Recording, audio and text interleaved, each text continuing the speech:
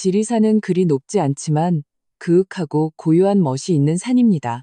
온 산을 뒤덮은 풀과 나무는 산세를 따라 부드럽게 펼쳐져 봄에는 푸른 싹을 틔우고 여름에는 짙은 녹음을 들이우며 가을에는 오색 단풍으로 물들고 겨울에는 흰 눈으로 뒤덮여 사시사철 다른 풍경을 자아냈습니다. 산기슭에는 10여 채의 집들이 옹기종기 모여 있었는데 대부분 대대로 이곳에서 농사를 짓고 사는 농부들이었습니다. 그들의 삶은 물처럼 덤덤하고 평범했습니다. 오직 산 정상에 자리한 푸른 기와를 얹은 작은 기와집만이 이 전원 풍경화 속 가장 특별한 붓질 같았습니다. 그곳에는 온 마을 사람들이 존경하면서도 궁금해하는 한 노인이 살고 있었습니다. 박진우.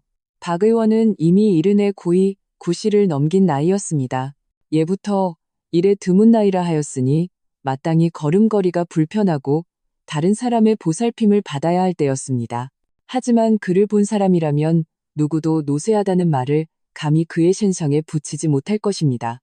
그는 키가 큰 편은 아니었지만 마치 대문 앞에 늙은 소나무처럼 꼿꼿했습니다. 등은 한 번도 굽은 적이 없었고 머리카락은 이미 서리가 내렸지만 늘 단정하게 빗어넘겨 소박한 나무 비녀로 머리 뒤에 고정했습니다. 얼굴에는 세월이 새긴 주름이 있었고 특히 눈가의 주름이 깊었지만 그 두 눈만은 지리산 계곡의 맑은 샘물처럼 초롱초롱 빛났습니다. 사람을 볼 때의 눈빛은 온화하면서도 힘이 있었습니다. 평소 그는 빛이 바랜 무명 두루마기를 입었는데 소매는 늘 팔뚝까지 걷어 올렸습니다. 드러난 팔은 굽지 않았지만 군살 하나 없이 단단한 근육으로 다져져 있었습니다. 마을 사람들은 모두 박 의원을 기인이라 불렀습니다. 그는 본래 지리산 토박이가 아니었습니다. 수십 년 전 어디선가 흘러들어와 약초 서적이 가득한 나무 상자와 희귀한 약초, 모종 몇 개를 들고 산 정상의 털을 닦아 이 기와집을 짓고는 수십 년을 살아왔습니다. 그의 의술은 매우 뛰어났습니다.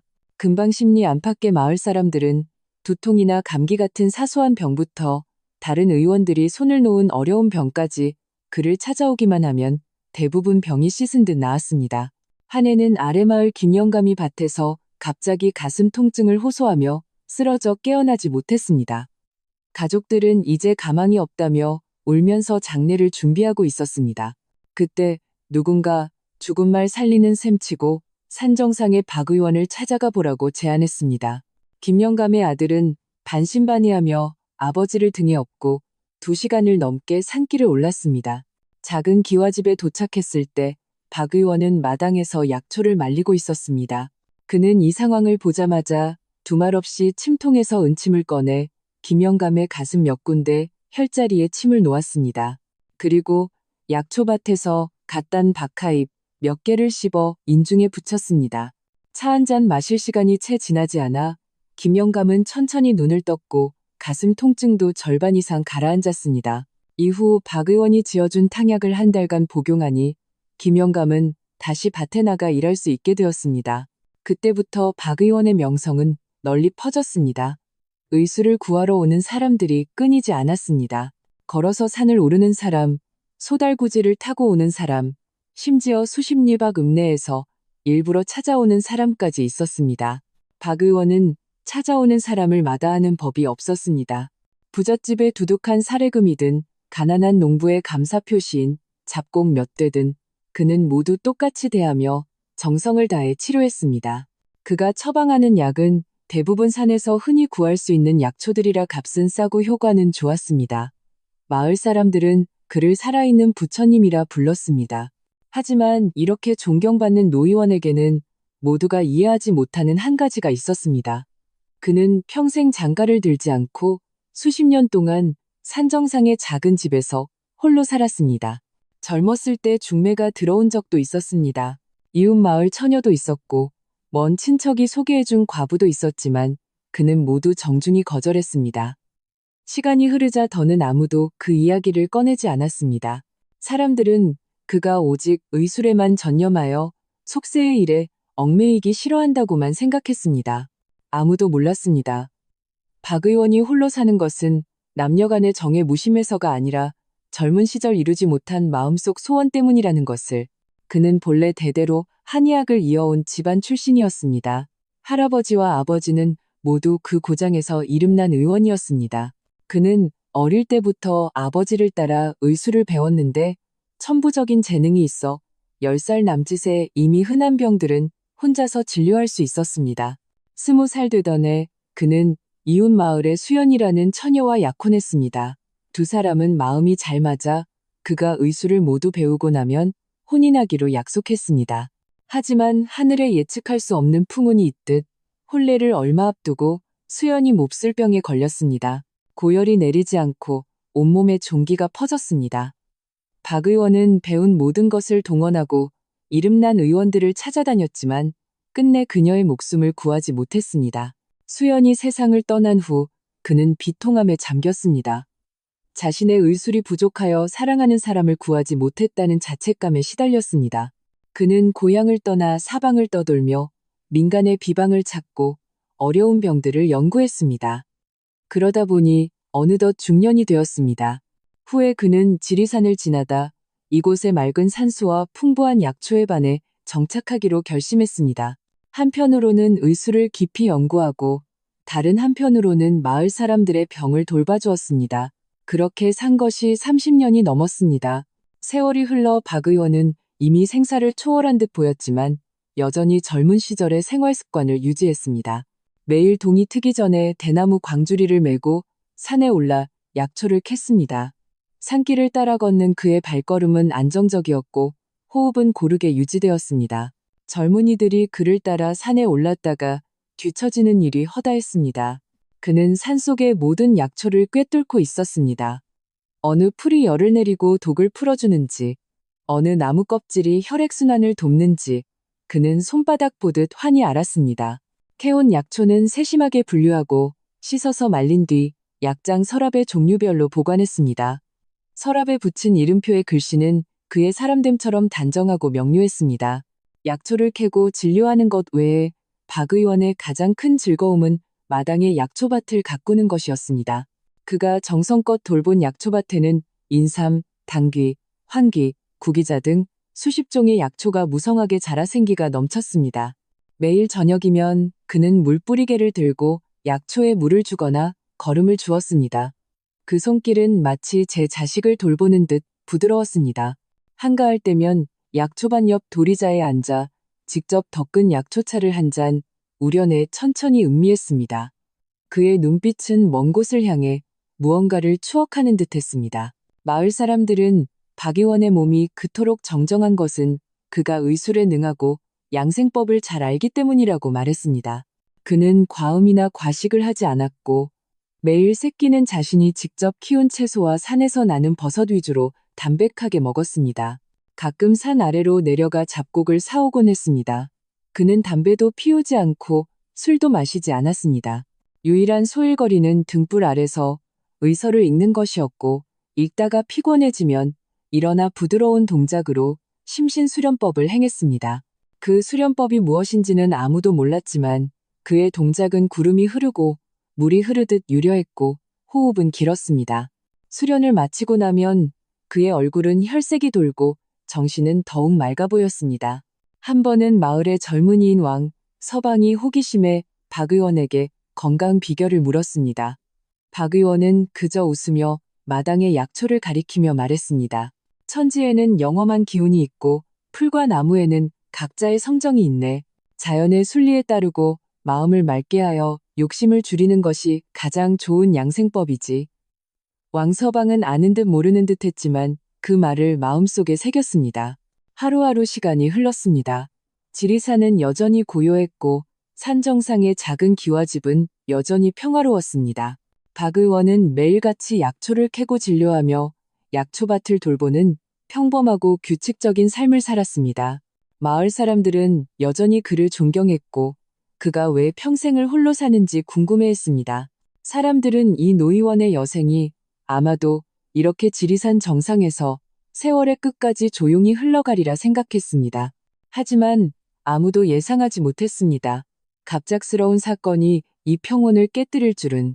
비가 추적추적 내리던 어느 날 오후 제주도 전통의복을 입은 한 여인이 온몸이 불덩이 같은 아이를 안고 비틀거리며 지리산에 올라 박 의원의 작은 기와집 나무 대문을 두드렸습니다.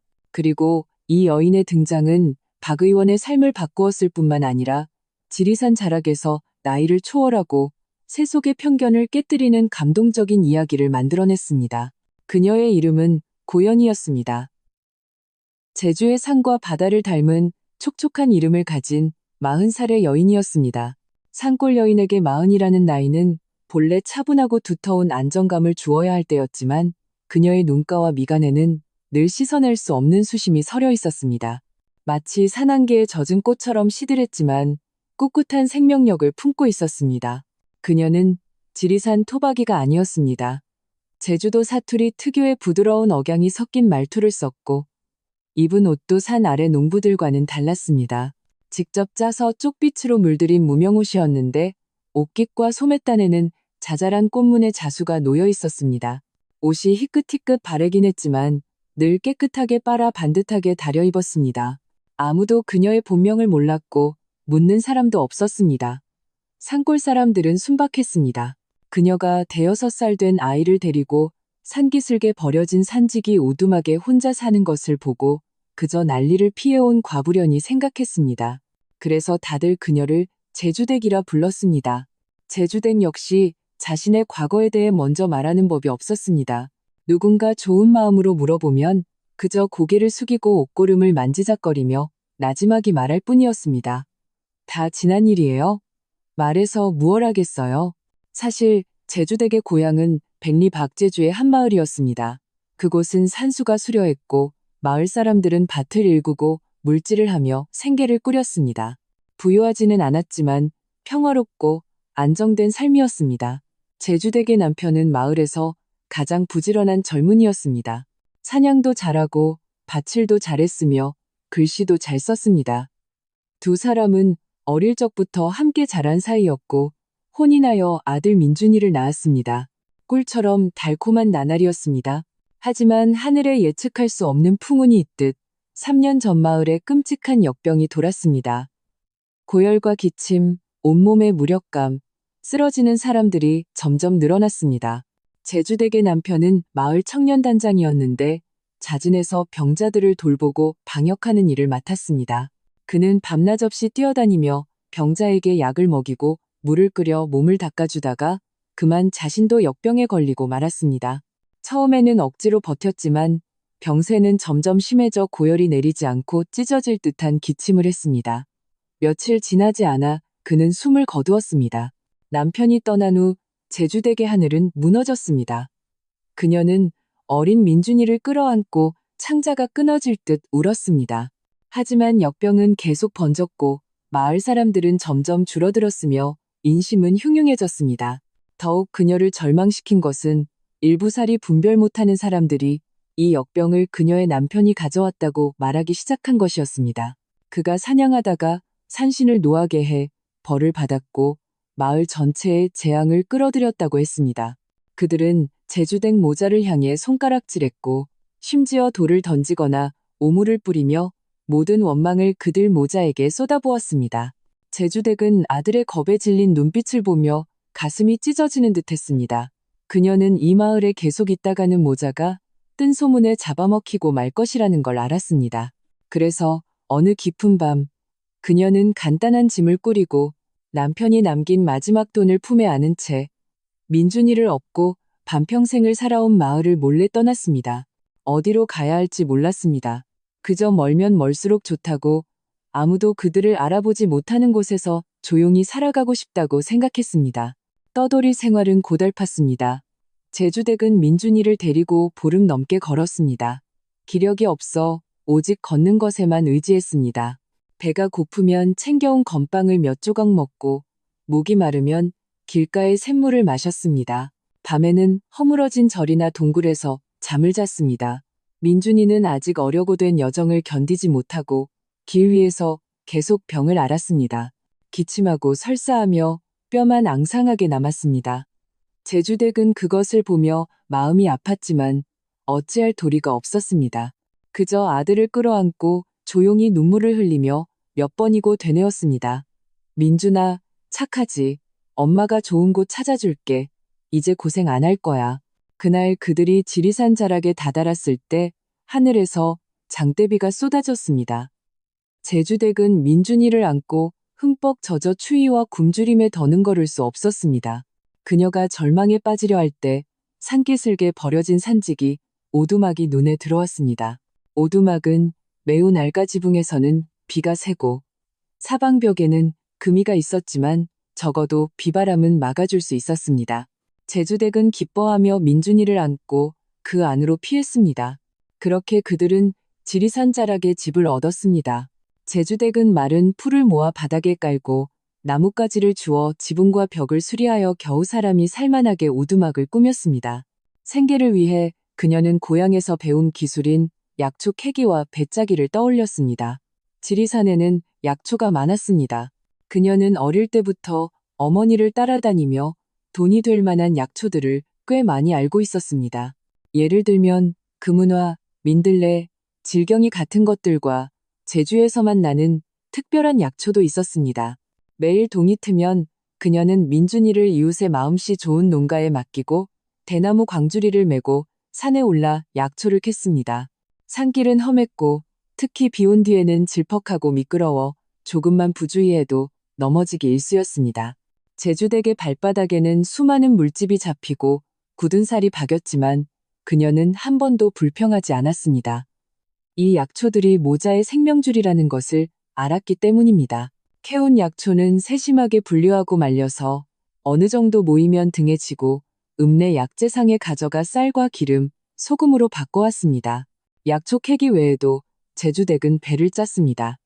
그녀는 읍내에서 삼배씨를 사오고 직접 캔 쪽풀로 쪽비씨를 물들여 허름한 배틀에서 토속적인 배를 짰습니다. 제주에서 대대로 내려오는 배짜기 솜씨는 훌륭했습니다. 그녀가 짠 배는 두껍고 질겼으며 간단한 꽃무늬 자수도 놓여 있었습니다. 읍내 포목점 주인이 아주 좋아해서 종종 미리 주문하기도 했습니다. 그녀는 낮에는 약초를 캐고 밤에는 희미한 호롱불에 의지해 배를 짰습니다. 종종 한밤중까지 눈이 새빨개지도록 일했습니다. 삶은 가난했지만 안정적이었습니다. 민준이는 점점 산속 생활에 적응했고 몸도 튼튼해졌습니다. 근처 아이들과 어울려 산기슭에서 놀기 시작했고 얼굴에는 웃음이 피어났습니다. 제주댁은 아들의 행복한 모습을 보며 마음의 상처도 조금씩 아물어갔습니다. 그녀는 이렇게 지리산 자락에서 평생을 살아도 좋겠다고 생각했습니다. 뜬 소문도 없고 속임수도 없는 오직 맑은 산수와 소박한 산만이 있는 곳이었습니다. 그녀도 산정상의 노의원에 대한 명성을 익히 들어 알고 있었습니다. 가끔 읍내에 약초를 팔러 갈 때 사람들이 박진우 의원에 대해 이야기하는 것을 듣곤 했습니다. 의술이 뛰어나고 마음씨가 고와 살아있는 부처님 같다고들 했습니다. 제주댁은 마음속으로 그런 분을 존경했지만 감히 찾아가 뵐 생각은 하지 않았습니다. 자신은 그저 재앙을 피해온 과부일 뿐이고 존경받는 노의원과는 다른 세상 사람이라고 생각했습니다. 하지만 운명의 실은 늘 예기치 않은 순간에 얽히는 법입니다. 그날 민준이는 마을 아이들과 산기슭 개울가에서 놀다가 그만 발을 헛디뎌 물에 빠졌습니다. 비록 금방 구조되었지만 산속 계곡물은 얼음장처럼 차가웠습니다. 민준이는 그날 밤부터 불덩이처럼 열이 나고 기침을 멈추지 않으며 헛소리까지 했습니다. 제주댁은 애가 탔습니다. 아들을 안고 아래 마을 의원에게 달려갔지만 의원은 고개를 저으며 아이가 풍안에 걸려 폐렴으로 번졌다고 자기 약으로는 소용이 없으니 어서 다른 방도를 찾아보라고 했습니다. 고열에 시달리는 민준이를 안고 의원집 문 앞에 선 제주댁은 점점 어두워지는 하늘을 보며 눈물을 멈출 수 없었습니다. 어찌해야 할지 몰랐습니다. 하늘은 이 작은 안정마저도 허락하지 않는 것일까요? 그녀가 어찌할 바를 모르고 있을 때 옆에 있던 마음씨 좋은 아주머니가 그녀를 일깨워 주었습니다. 제주댁, 왜 산 정상의 박 의원님을 찾아가 보지 그래? 박 의원님은 의술이 뛰어나니 민준이를 살릴 수 있을지도 몰라. 제주댁은 번쩍 고개를 들었고 눈에 한 줄기 희망이 스쳤습니다. 맞다, 산 정상의 박 의원님. 하지만 칠흑 같은 밤하늘과 가파르고 미끄러운 산길을 보자 그녀는 다시 망설였습니다. 여자 혼자 아픈 아이를 안고 어떻게 그 험한 지리산을 오를 수 있을까요? 하지만 품 안에서 불덩이 같은 아들의 작은 얼굴과 희미한 기침 소리를 듣자 제주댁은 이를 악물었습니다. 아들을 위해서라면 칼산이라도 가야 했습니다. 그녀는 아주머니에게 감사 인사를 하고 민준이를 아는 채 집에서 기름 먹인 종이우산을 들고 한 발 한 발 위태롭게 지리산 정상을 향해 걸어갔습니다. 밤은 깊어지고 산바람은 거세게 불었습니다. 빗물이 우산 끝을 따라 흘러내려 그녀의 옷과 머리카락을 적셨습니다. 산길은 미끄럽고 험난에 몇 번이나 넘어질 뻔했습니다. 그녀는 아들을 꽉 끌어안고 길가의 잡초를 붙잡으며 한 걸음 한 걸음 힘겹게 올라갔습니다. 얼마나 올랐는지 몰랐습니다. 두 다리는 납덩이처럼 무거워졌고 숨은 점점 가빠졌습니다. 하지만 멈출 수 없었습니다. 마음속에는 오직 한 가지 생각뿐이었습니다. 빨리, 더 빨리 박 의원님을 찾아야 해. 민준이를 살려야 해. 마침내 밤이 가장 깊어졌을 때 그녀는 산 정상의 푸른 기와를 얹은 작은 기와집을 보았습니다. 창문으로 새어나오는 불빛은 어둠 속 유일한 희망 같았습니다. 제주댁은 기쁨의 마지막 힘을 쥐었자 민준이를 안고 기와집 문 앞으로 달려가 떨리는 손으로 그 나무 대문을 두드렸습니다. 문 두드리는 소리가 고요한 꿈을 깨웠습니다. 산속의 밤은 쥐죽은 듯 고요했고 벌레 소리마저 폭우에 잦아든 터라 이 문 두드리는 소리는 유난히 갑작스럽고 절박하게 들렸습니다. 박진우는 겉옷을 걸치고 버선을 신은 채 문가로 다가가 문 너머로 낮은 목소리로 물었습니다. 누구요? 문 밖에서는 한 여인의 울음 섞인 대답이 들려왔습니다. 목소리는 부드러웠지만 쉬어 있었고 아이의 희미한 기침 소리가 섞여 있었습니다. 의원님, 제발 문 좀 열어주세요. 제 아이 좀 살려주세요. 박진우는 가슴이 철렁 내려앉아 서둘러 문을 열었습니다. 문고리가 삐걱거리며 돌아가는 순간 비에 젖은 차가운 바람이 몰려들어오며 한 초라한 형체를 감쌌습니다. 문 앞에는 제주댁이 서 있었습니다.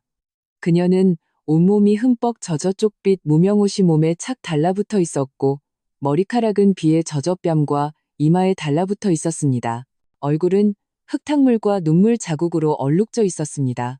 그녀는 품에 아이를 꼭 안고 있었는데 아이는 낡은 꽃문의 포대기에 쌓여 불덩이처럼 빨개진 작은 얼굴만 드러내고 있었습니다. 눈썹을 찌푸린 채 입술은 바짝 말라 있었고 때때로 고통스러운 기침을 내뱉는 숨결은 금방이라도 끊어질 듯 희미했습니다. 빗물은 제주댁의 머리카락 끝을 따라 뚝뚝 떨어져 발밑에 작은 물웅덩이를 만들었습니다. 그녀는 문을 연 박진우를 보자마자 마치 구명더처를 잡은 듯 털썩 무릎을 꿇었습니다. 품에 안긴 아이도 따라 흔들렸습니다. 의원님, 제발 제 아이를 살려주세요. 열이 너무 심해요. 아래 마을 의원은 방법이 없다고 해서 의원님만 찾아왔어요. 그녀의 목소리는 형편없이 떨렸고 눈물은 빗물과 섞여 청석바닥에 떨어져 작은 물방울을 튀겼습니다. 박진우는 서둘러 한 걸음 다가가 그녀의 팔을 붙잡았습니다. 그의 손길은 묵직하면서도 온화했습니다. 어서 일어나시오. 아이부터 안으로 데리고 들어오시오. 그의 목소리는 높지 않았지만 사람을 안심시키는 힘이 있었습니다. 그의 부축을 받아 일어선 제주댁은 비틀거리며 마당으로 들어섰습니다. 마당은 청석으로 포장되어 있었고 빗물에 씻겨 반짝였습니다. 담장가의 약초밭은 비에 젖어 상쾌한 약초 향기를 풍기고 있었습니다. 박진우는 그녀를 대청마루로 안내하고는 좌신하여 탁자 위에 호롱불을 켰습니다.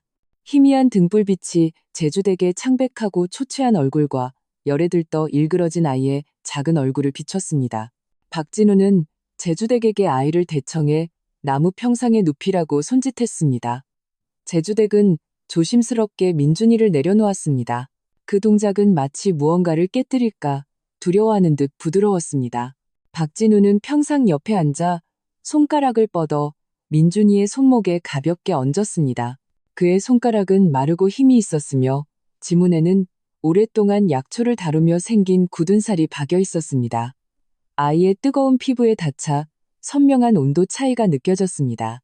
제주댁은 옆에 서서 옷고름을 꽉 쥔 채 손톱이 살을 파고들 지경이었습니다. 그녀는 숨을 죽이고 박진우의 얼굴에서 눈을 떼지 못했습니다. 그의 얼굴에서 곤란하거나 실망한 기색이라도 보일까 두려웠습니다. 호롱불의 불꽃이 가볍게 흔들리며 박진우의 얼굴에 그림자를 드리웠습니다. 그는 미간을 살짝 찌푸린 채 눈빛은 집중되어 있었고 입술은 일자로 굳게 닫혀 있었습니다. 그의 주위의 기운은 깊은 연못처럼 고요했습니다. 방 안에는 민준이의 희미한 기침 소리와 창밖의 빗소리만 들렸습니다. 시간은 마치 늘어난 듯 매 순간이 유난히 길게 느껴졌습니다. 제주댁은 심장이 목구멍으로 튀어나올 것 같았습니다. 그녀는 참지 못하고 작은 목소리로 물었습니다. 의원님, 제 아이 살 수 있을까요?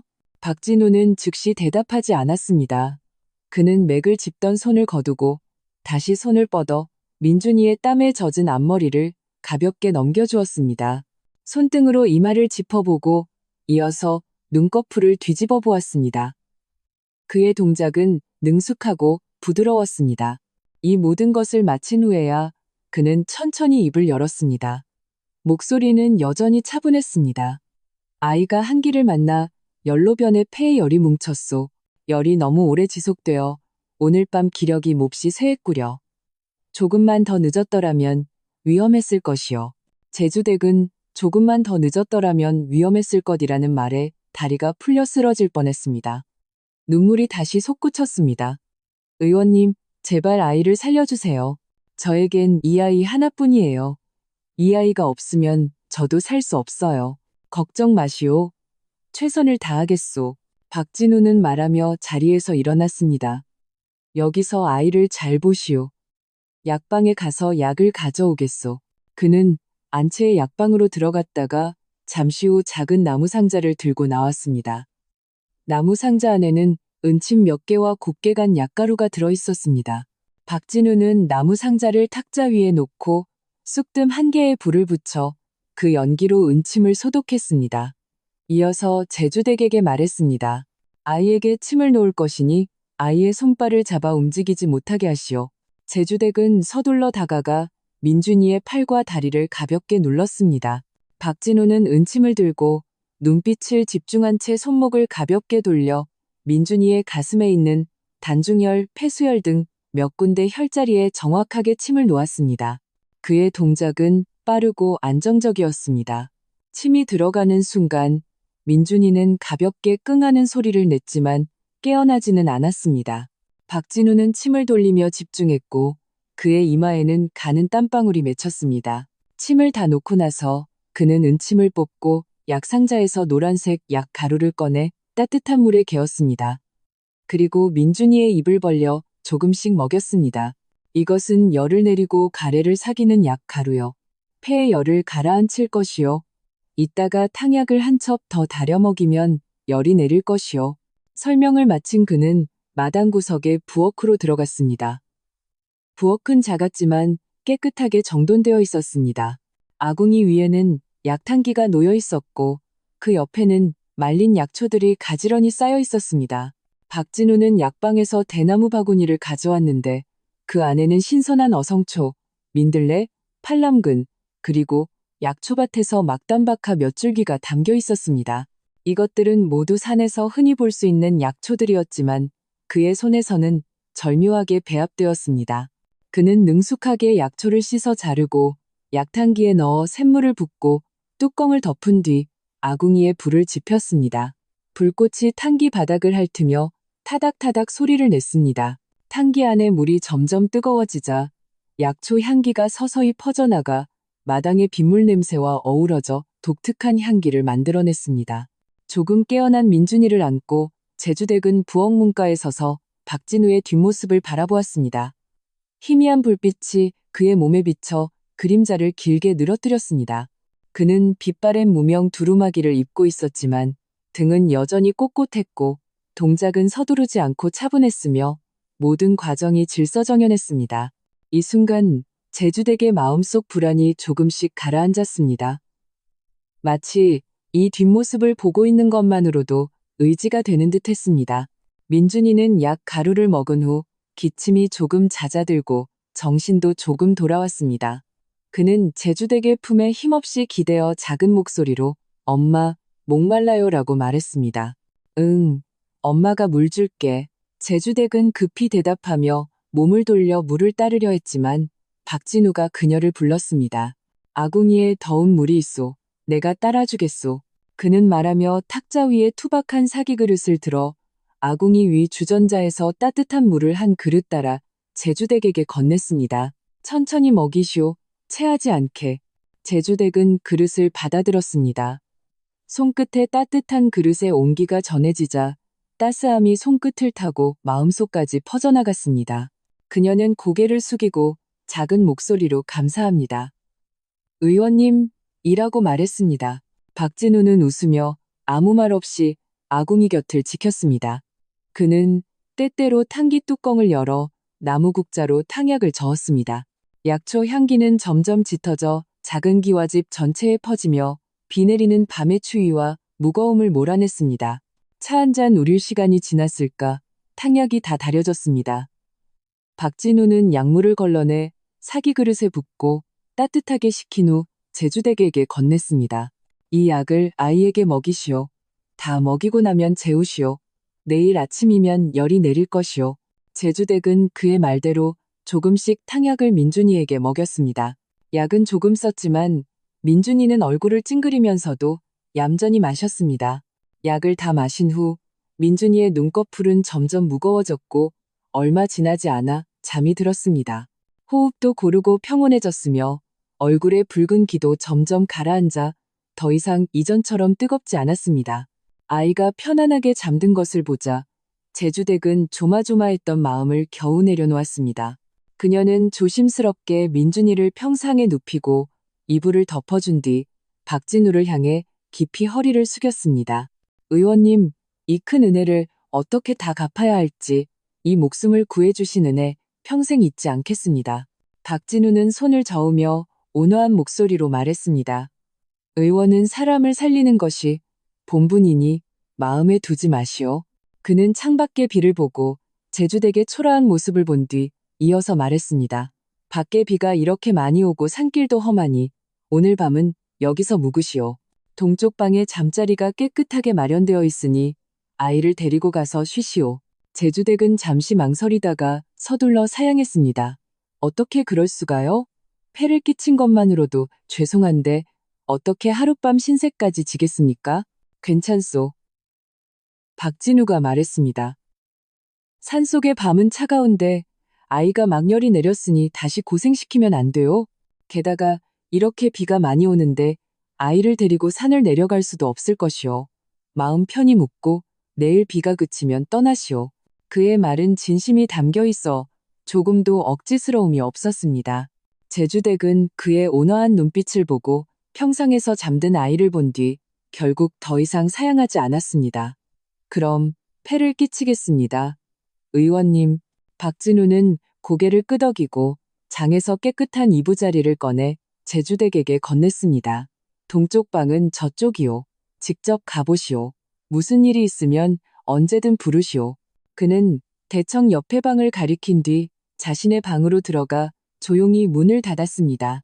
제주댁은 이부자리를 안고 동쪽 방으로 들어갔습니다. 방은 작았지만 매우 깨끗하게 정돈되어 있었습니다. 구석에는 나무 평상이 놓여 있었고 평상 위에는 볏짚이 깔려 있었습니다. 소박했지만 깨끗했습니다. 그녀는 이부자리를 펴고 다시 대청으로 가 민준이를 동쪽 방으로 안고 와 조용히 평상에 눕혔습니다. 창밖에서는 여전히 비가 내리고 있었습니다. 추적추적 창문을 두드리는 빗소리는 부드러운 자장가 같았습니다. 제주댁은 평상 옆에 앉아 아이의 평온한 잠든 얼굴을 바라보고 박진우의 온화한 모습을 떠올리며 만감이 교차했습니다. 그녀는 낯선 지리산에서 이토록 막막한 순간에 이렇게 마음씨 좋은 노의원을 만날 줄은 꿈에도 몰랐습니다. 이 은혜를 어떻게 갚아야 할지 몰랐지만 마음속으로 다짐했습니다. 언젠가 반드시 박 의원님의 은혜에 보답하리라. 그리고 그녀는 그때 알지 못했습니다. 입이 내리는 밤의 우연한 만남, 나이를 초월한 이 도움이 단지 이야기의 시작에 불과하다는 것을. 앞으로의 날들 동안 그녀와 이 고위의 노의원 사이에는 약초 때문에 그리고 서로를 보살피는 시간 속에서 다른 사람들이 예상치 못한 감정이 싹트고 지리산의 맑은 바람을 맞으며 천천히 자라나게 될 것이라는 것을. 다음 날 동이 트자 비가 그쳤습니다. 산에는 안개가 자욱하게 끼어 마치 얇은 베일처럼 지리산의 풀과 나무를 감싸고 있었습니다. 공기 중에는 상쾌한 흙냄새와 약초 향기가 가득했습니다. 제주댁은 창밖에 새소리에 잠이 깼습니다. 그녀는 눈을 뜨자마자 옆에 누운 민준이를 보았습니다. 아이는 깊이 잠들어 있었고 작은 얼굴은 혈색이 돌았으며 호흡은 고르게 유지되었습니다. 어젯밤의 뜨거움과 고통은 온데간데 없었습니다. 제주댁은 손을 뻗어 그의 이마를 가만히 만져보았습니다. 적당히 따뜻했습니다. 조마조마했던 마음이 완전히 놓였습니다. 그녀는 조용히 일어나 이부자리를 개고 가벼운 발걸음으로 동쪽 방을 나섰습니다. 마당에는 박진우가 이미 일어나 대나무 광주리를 메고 나갈 채비를 하고 있었습니다. 그는 여전히 빛바랜 무명 두루마기를 입고 머리카락은 나무 비녀로 고정하고 있었습니다. 얼굴에는 아침의 상쾌함이 묻어났고 밤을 샌 피곤함은 조금도 보이지 않았습니다. 제주댁이 나온 것을 보고 그는 걸음을 멈추고 온화하게 웃었습니다. 아이는 좀 어떻소? 많이 좋아졌어요. 열도 내렸고 아주 편안하게 자고 있어요. 제주댁의 목소리에는 감사가 가득했습니다. 그녀는 앞으로 다가가 박진우에게 깊이 허리를 숙였습니다. 의원님, 어젯밤 민준이를 살려주셔서 감사합니다. 이 은혜를 정말 어떻게 갚아야 할지 모르겠습니다. 박진우는 손을 저으며 담담하게 말했습니다. 그저 할 일을 했을 뿐이니 마음에 두지 마시오. 아이가 막 나았으니 몸조리를 잘해야 하오. 오늘 산에 가서 비위를 튼튼하게 하는 약초를 좀 캐와서 며칠 먹일 약을 지어주겠소. 의원님, 잠깐만요. 제주댁은 그를 급히 불러 세우고는 입술을 깨물며 큰 결심을 한 듯 말했습니다. 의원님께서 보답을 바라지 않으시는 건 알지만 제 마음이 너무 편치 않습니다. 제가 의원님을 위해 해드릴 수 있는 것도 별로 없으니 차라리 제가 여기 남아서 허드레실이라도 돕게 해주세요. 연세도 있으신데 평소에 약초 캐고 진료하시느라 힘드시잖아요. 제가 마당도 쓸고 빨래도 하고 밥도 짓고 약초밭도 돌봐드릴 수 있어요. 곁에서 잔심부름이라도 하게 해주세요. 괜찮을까요? 박진우는 잠시 놀란 듯 했습니다. 그녀가 이런 제안을 할 줄은 예상하지 못했던 것입니다. 그는 제주댁의 진심 어린 눈빛을 바라보았습니다.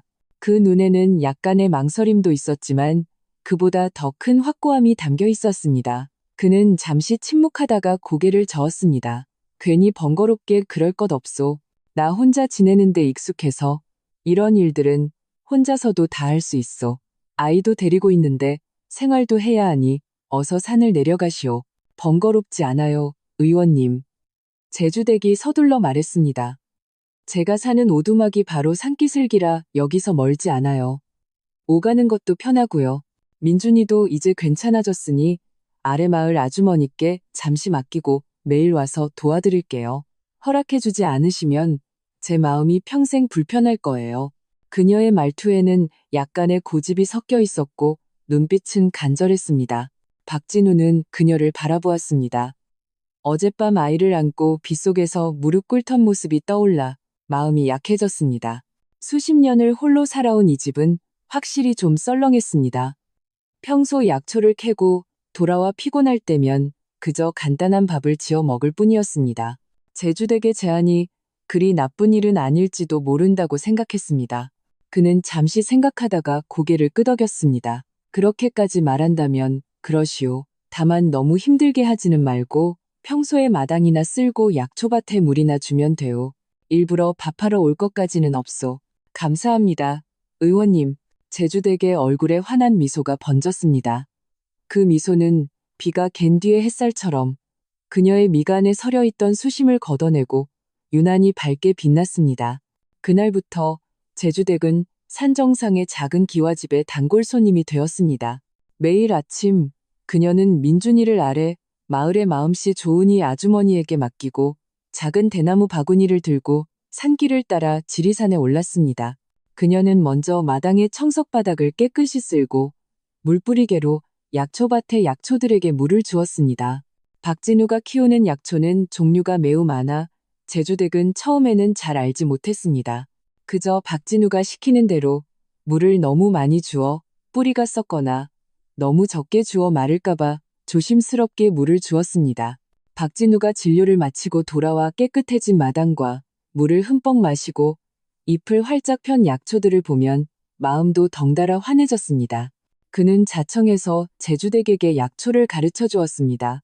약초밭의 식물들을 가리키며 부드럽게 말했습니다. 이것은 환기인데 기운을 북돋아주지. 저것은 당귀인데 피를 보충하고 혈액순환을 돕는다네. 옆에 저것들은 구기자인데 간과 신장을 좋게 하지. 제주댁은 열심히 배웠습니다.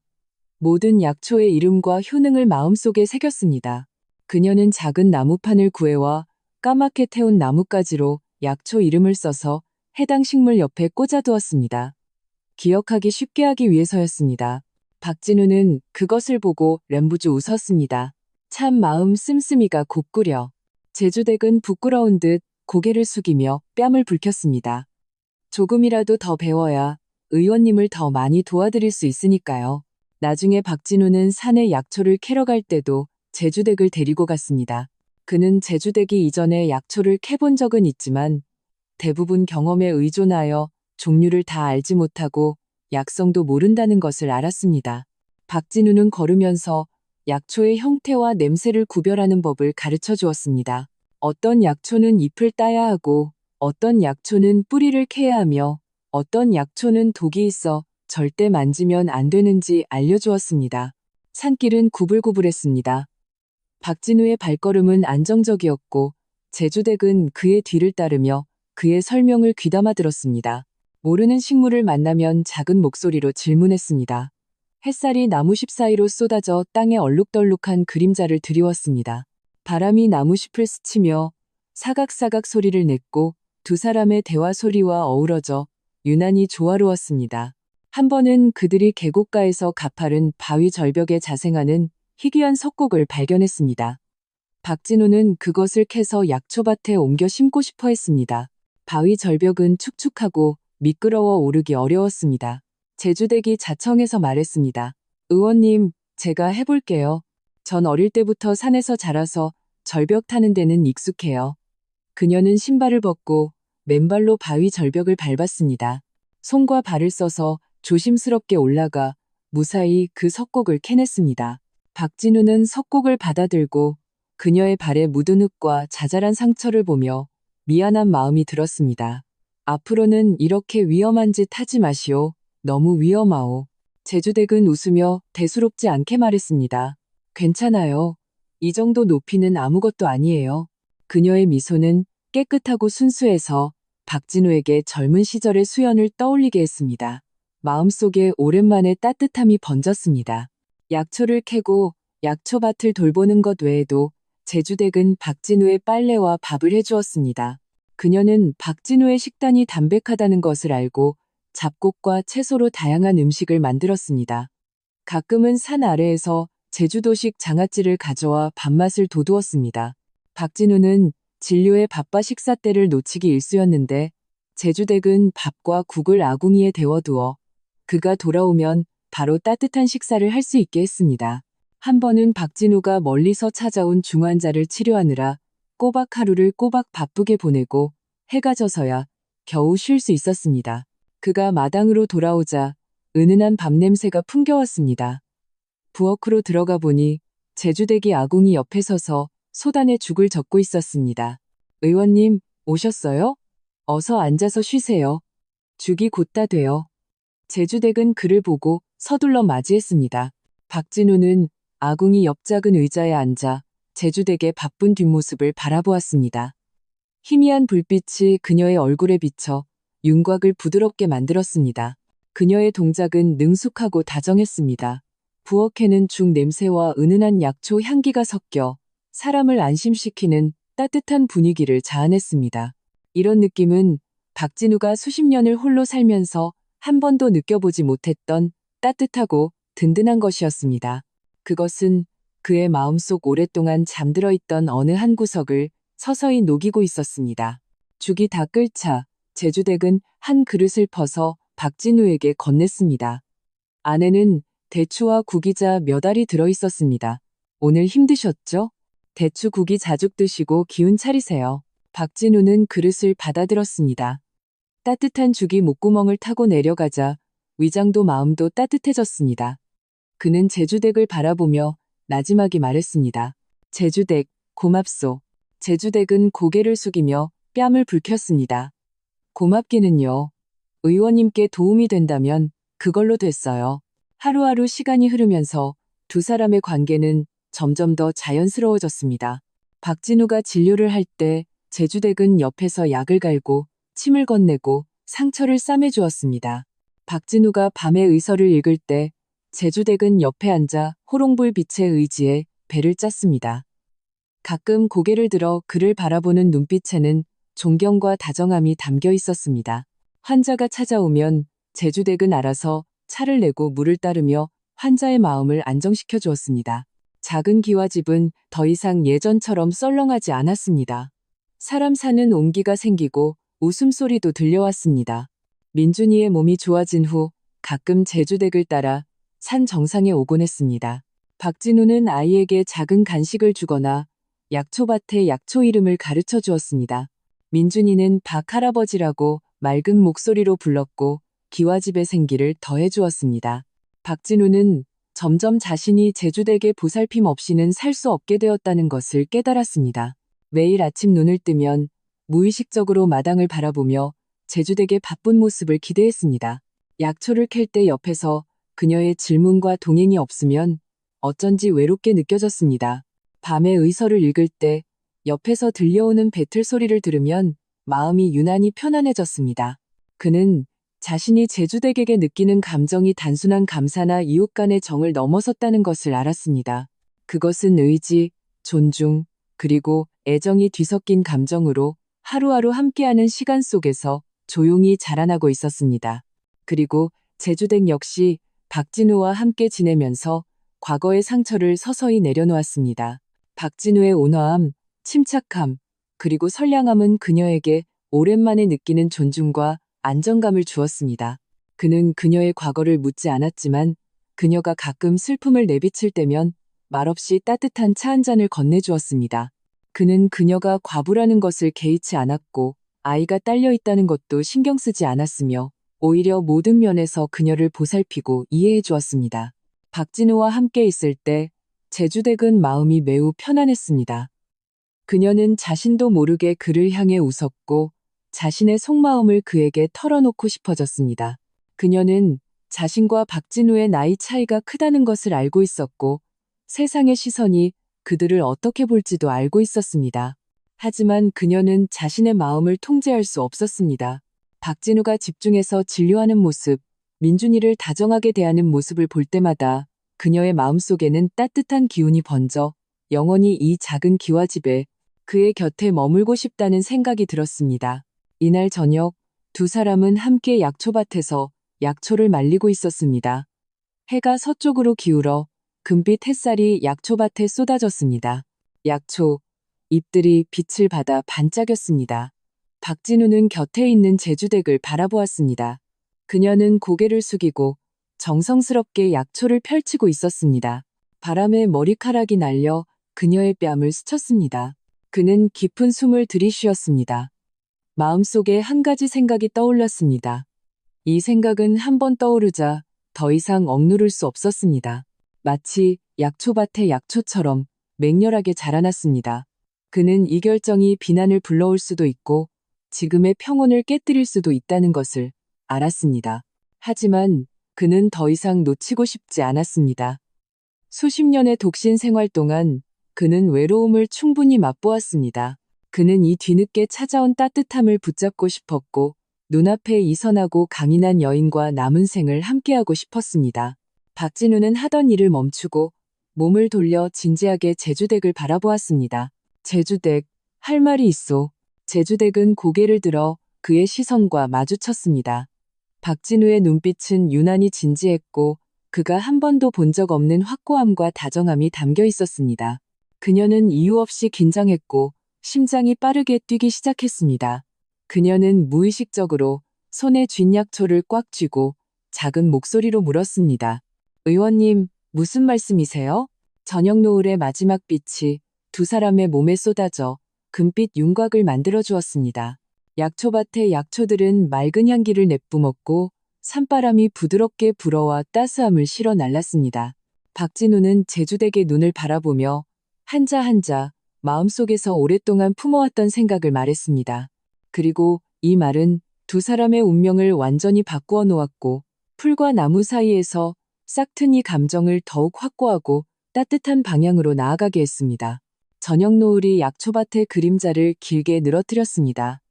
박진우의 시선은 제주댁의 얼굴에 머물렀습니다. 그 시선에는 조금의 장난기도 없이 오직 70년 세월이 쌓아 올린 진심과 확신만이 담겨 있었습니다. 그는 깊은 숨을 들이쉬었습니다. 목소리는 평소보다 조금 낮았지만 한자 한자 분명했습니다. 제주댁, 나와 혼인해 주시오. 제주댁의 손에 들려있던 약초가 후두둑 소리를 내며 대나무 발 위로 떨어졌습니다. 그녀는 마치 벼락이라도 맞은 듯 눈을 동그랗게 뜨고 박진우를 멍하니 쳐다보았습니다. 얼굴에는 믿을 수 없다는 표정이 가득했습니다. 의원님, 방금 뭐라고 하셨어요? 그녀의 목소리는 떨리고 있었습니다. 자신이 잘못 들었다고 생각했습니다. 나와 혼인하여 내 아내가 되어달라고 했소. 박진우는 다시 한번 반복했습니다. 목소리는 여전히 차분했지만 약간의 조심스러움이 더해졌습니다. 요즘 들어 당신이 내 곁에서 약초를 캐고 약초밭을 돌보고 이 썰렁한 집을 사람 사는 곳으로 만들어 주었소. 내 나이가 많고 당신보다 30살이나 많으며 그저 홀로 사는 늙은 의원이라는 것을 아오. 당신에게는 부족한 사람이겠지. 하지만 내 마음은 진심이요. 당신과 함께 살고 싶소. 당신과 민준이를 돌보며 다시는 당신이 서러움을 겪지 않게 해주고 싶소. 제주댁의 심장은 토끼처럼 세차게 뛰었습니다. 뺨은 순식간에 새빨갛게 달아올랐다가 다시 핏기가 가시며 창백해졌습니다. 그녀는 고개를 숙여 바닥에 흩어진 약초를 바라보며 무의식적으로 옷고름을 비틀었습니다. 마음속이 실타래처럼 엉클어졌습니다. 그녀와 혼인하겠다고? 박 의원님이 그녀와 혼인하겠다고? 이 생각은 너무나 갑작스러워서 그녀는 어찌할 바를 몰랐습니다. 그녀는 아이 딸린 과부인 자신이 다시 시집갈 수 있으리라고는 상상도 해본 적이 없었습니다. 더군다나 상대가 박진우처럼 존경받는 노의원이라니. 하지만 뒤이어 찾아온 것은 기쁨이 아니라 깊은 걱정이었습니다. 그녀는 고개를 들어 박진우의 기대에 찬눈을 바라보며 입술을 깨물고 작은 목소리로 말했습니다. 의원님, 저한테 농담하지 마세요. 의원님은 올해 70이시고 저는 40이에요. 우리 사이에는 30해의 세월이 있어요. 남들이 비웃을 거예요. 그리고 저는 과부에 민준이까지 딸려 있어요. 의원님 같은 분께는 어울리지 않아요. 나이가 무얼 말해준단 말이오? 박진우가 즉시 그녀의 말을 끊었습니다. 그의 눈빛은 확고했습니다. 내 몸은 정정해서 약초도 캐고 진료도 할 수 있소. 당신과 아이를 돌볼 수 있단 말이오. 남들의 시선 같은 건 신경 쓰지 않소. 내가 이른 평생을 살면서 세상의 더섭음을 많이 보았고 내가 진정으로 원하는 것이 무엇인지 깨달았소. 내가 원하는 것은 명성이 아니라 내 곁에서 말벗이 되어주고 이 작은 집을 함께 지켜줄 사람이오. 제주댁, 당신은 선하고 강인하며 마음 씀씀이가 곱소. 함께 지내온 시간 동안 내 마음속에는 이미 당신이 자리 잡았소. 하지만 제주댁은 다시 무언가 말하려 했지만 눈물이 먼저 쏟아졌습니다. 그녀가 마음이 동하지 않은 것은 아니었습니다. 박진우의 다정함과 배려, 그리고 숨김없는 진심은 모두 그녀의 마음을 따뜻하게 했습니다. 지난 몇 년간 그녀는 혼자 아이를 키우며 얼마나 많은 고생을 하고 얼마나 많은 서러움을 겪었던가요? 오직 자신만이 알 뿐이었습니다. 그녀도 의지할 곳을 갈망했고 안정되고 따뜻한 삶을 살고 싶었습니다. 하지만 그녀는 감히 그럴 수 없었습니다. 그녀는 남들의 뜬 소문이 두려웠습니다. 사람들이 그녀가 박진우의 의술과 명성을 보고 시집가려 한다고 말할까봐 두려웠습니다. 과부가 염치도 없이 고의의 노인을 홀렸다고 말할까봐 두려웠습니다. 더 두려운 것은 박진우가 지금은 한때의 감정으로 이러지만 나중에 후회할지도 모른다는 것이었습니다. 그녀는 더 이상 상처받을 수 없었고 민준이를 다시 서럽게 만들 수도 없었습니다. 의원님, 다시 한번 생각해 보세요. 제주댁은 눈물을 닦으며 흐느끼는 목소리로 말했습니다. 저는 정말 의원님께 어울리지 않아요. 의원님은 저 같은 아이 딸린 과부가 아니라 더 좋은 사람을 만나셔야 해요. 박진우는 그녀가 눈물 흘리는 모습을 보며 마음이 바늘로 찔리는 듯 아팠습니다. 그는 그녀의 걱정을 알았고 그녀의 불안을 이해했습니다. 그는 한 걸음 다가가 바닥에 약초를 주어 그녀의 손에 쥐어주었습니다. 목소리는 부드러웠지만 확고했습니다. 제주댁, 나는 한때의 감정으로 이러는 것이 아니오. 후회할 생각도 없어. 당신이 지난 세월 동안 아이를 데리고 떠돌며 고생 많이 한 것을 아오. 나는 당신에게 집을 주고 싶소. 더 이상 두려워하지 않아도 되고, 더 이상 남의 눈치를 보지 않아도 되는 집을 말이오. 그는 잠시 말을 멈추고 그녀의 눈을 바라보며 말을 이었습니다. 나는 당신이 과부인 것도 민준이를 데리고 있는 것도 상관없소. 민준이는 착한 아이여. 내 친손자처럼 아껴줄 것이오. 남들의 말에 대해서는 입은 남에게 달렸으니 그들이 말하고 싶으면 말하라고 하시오. 삶은 우리가 사는 것이고 좋은지 나쁜지는 우리 자신만이 아는 것이오. 우리가 지난번에 북쪽 산에 약초를 캐러 갔다가 폭우를 만났을 때 당신이 내게 우비를 양보하고 자신은 흠뻑 젖었던 것을 기억하오? 박진우의 시선이 아득해졌습니다. 마치 그 따뜻했던 순간들을 회상하는 듯 했습니다. 그리고 내가 지난번에 감기에 걸렸을 때 당신이 매일 와서 약을 다려주고 나를 돌봐주었지. 나 자신보다 더 정성스럽게 말이오. 나는 그 모든 것을 마음속에 담아두고 있어. 내가 이른 평생을 살면서 이런 감정은 처음이오. 매일 아침 눈을 떴을 때 당신을 볼 수 있다는 생각만으로도 마음이 든든해지요. 제주댁은 그의 말을 들으며 눈물을 더욱 세차게 쏟았습니다. 그 사소한 일들은 그녀 자신조차 거의 잊고 있었는데 박진우는 하나하나 기억하고 있었습니다. 그녀는 자신이 어려움을 겪을 때마다 박진우가 늘 말없이 도움의 손길을 내밀었던 것을 떠올렸습니다. 민준이가 아팠을 때 그가 밤낮으로 돌봐주었던 것을 떠올렸습니다. 그와 함께 약초밭에서 일하며 그에게 약초 이야기를 듣던 것을 떠올렸습니다. 그 시간들은 평온하고 따뜻했으며 남편을 잃은 후 한 번도 느껴보지 못했던 안정감이었습니다. 그녀는 고개를 들어 눈물 어린 눈으로 박진우를 바라보았습니다. 그의 머리카락은 이미 하얗게 새었고 얼굴의 주름도 깊었지만 그 두 눈만은 매우 맑았고 진심과 애정으로 가득 차 있었습니다.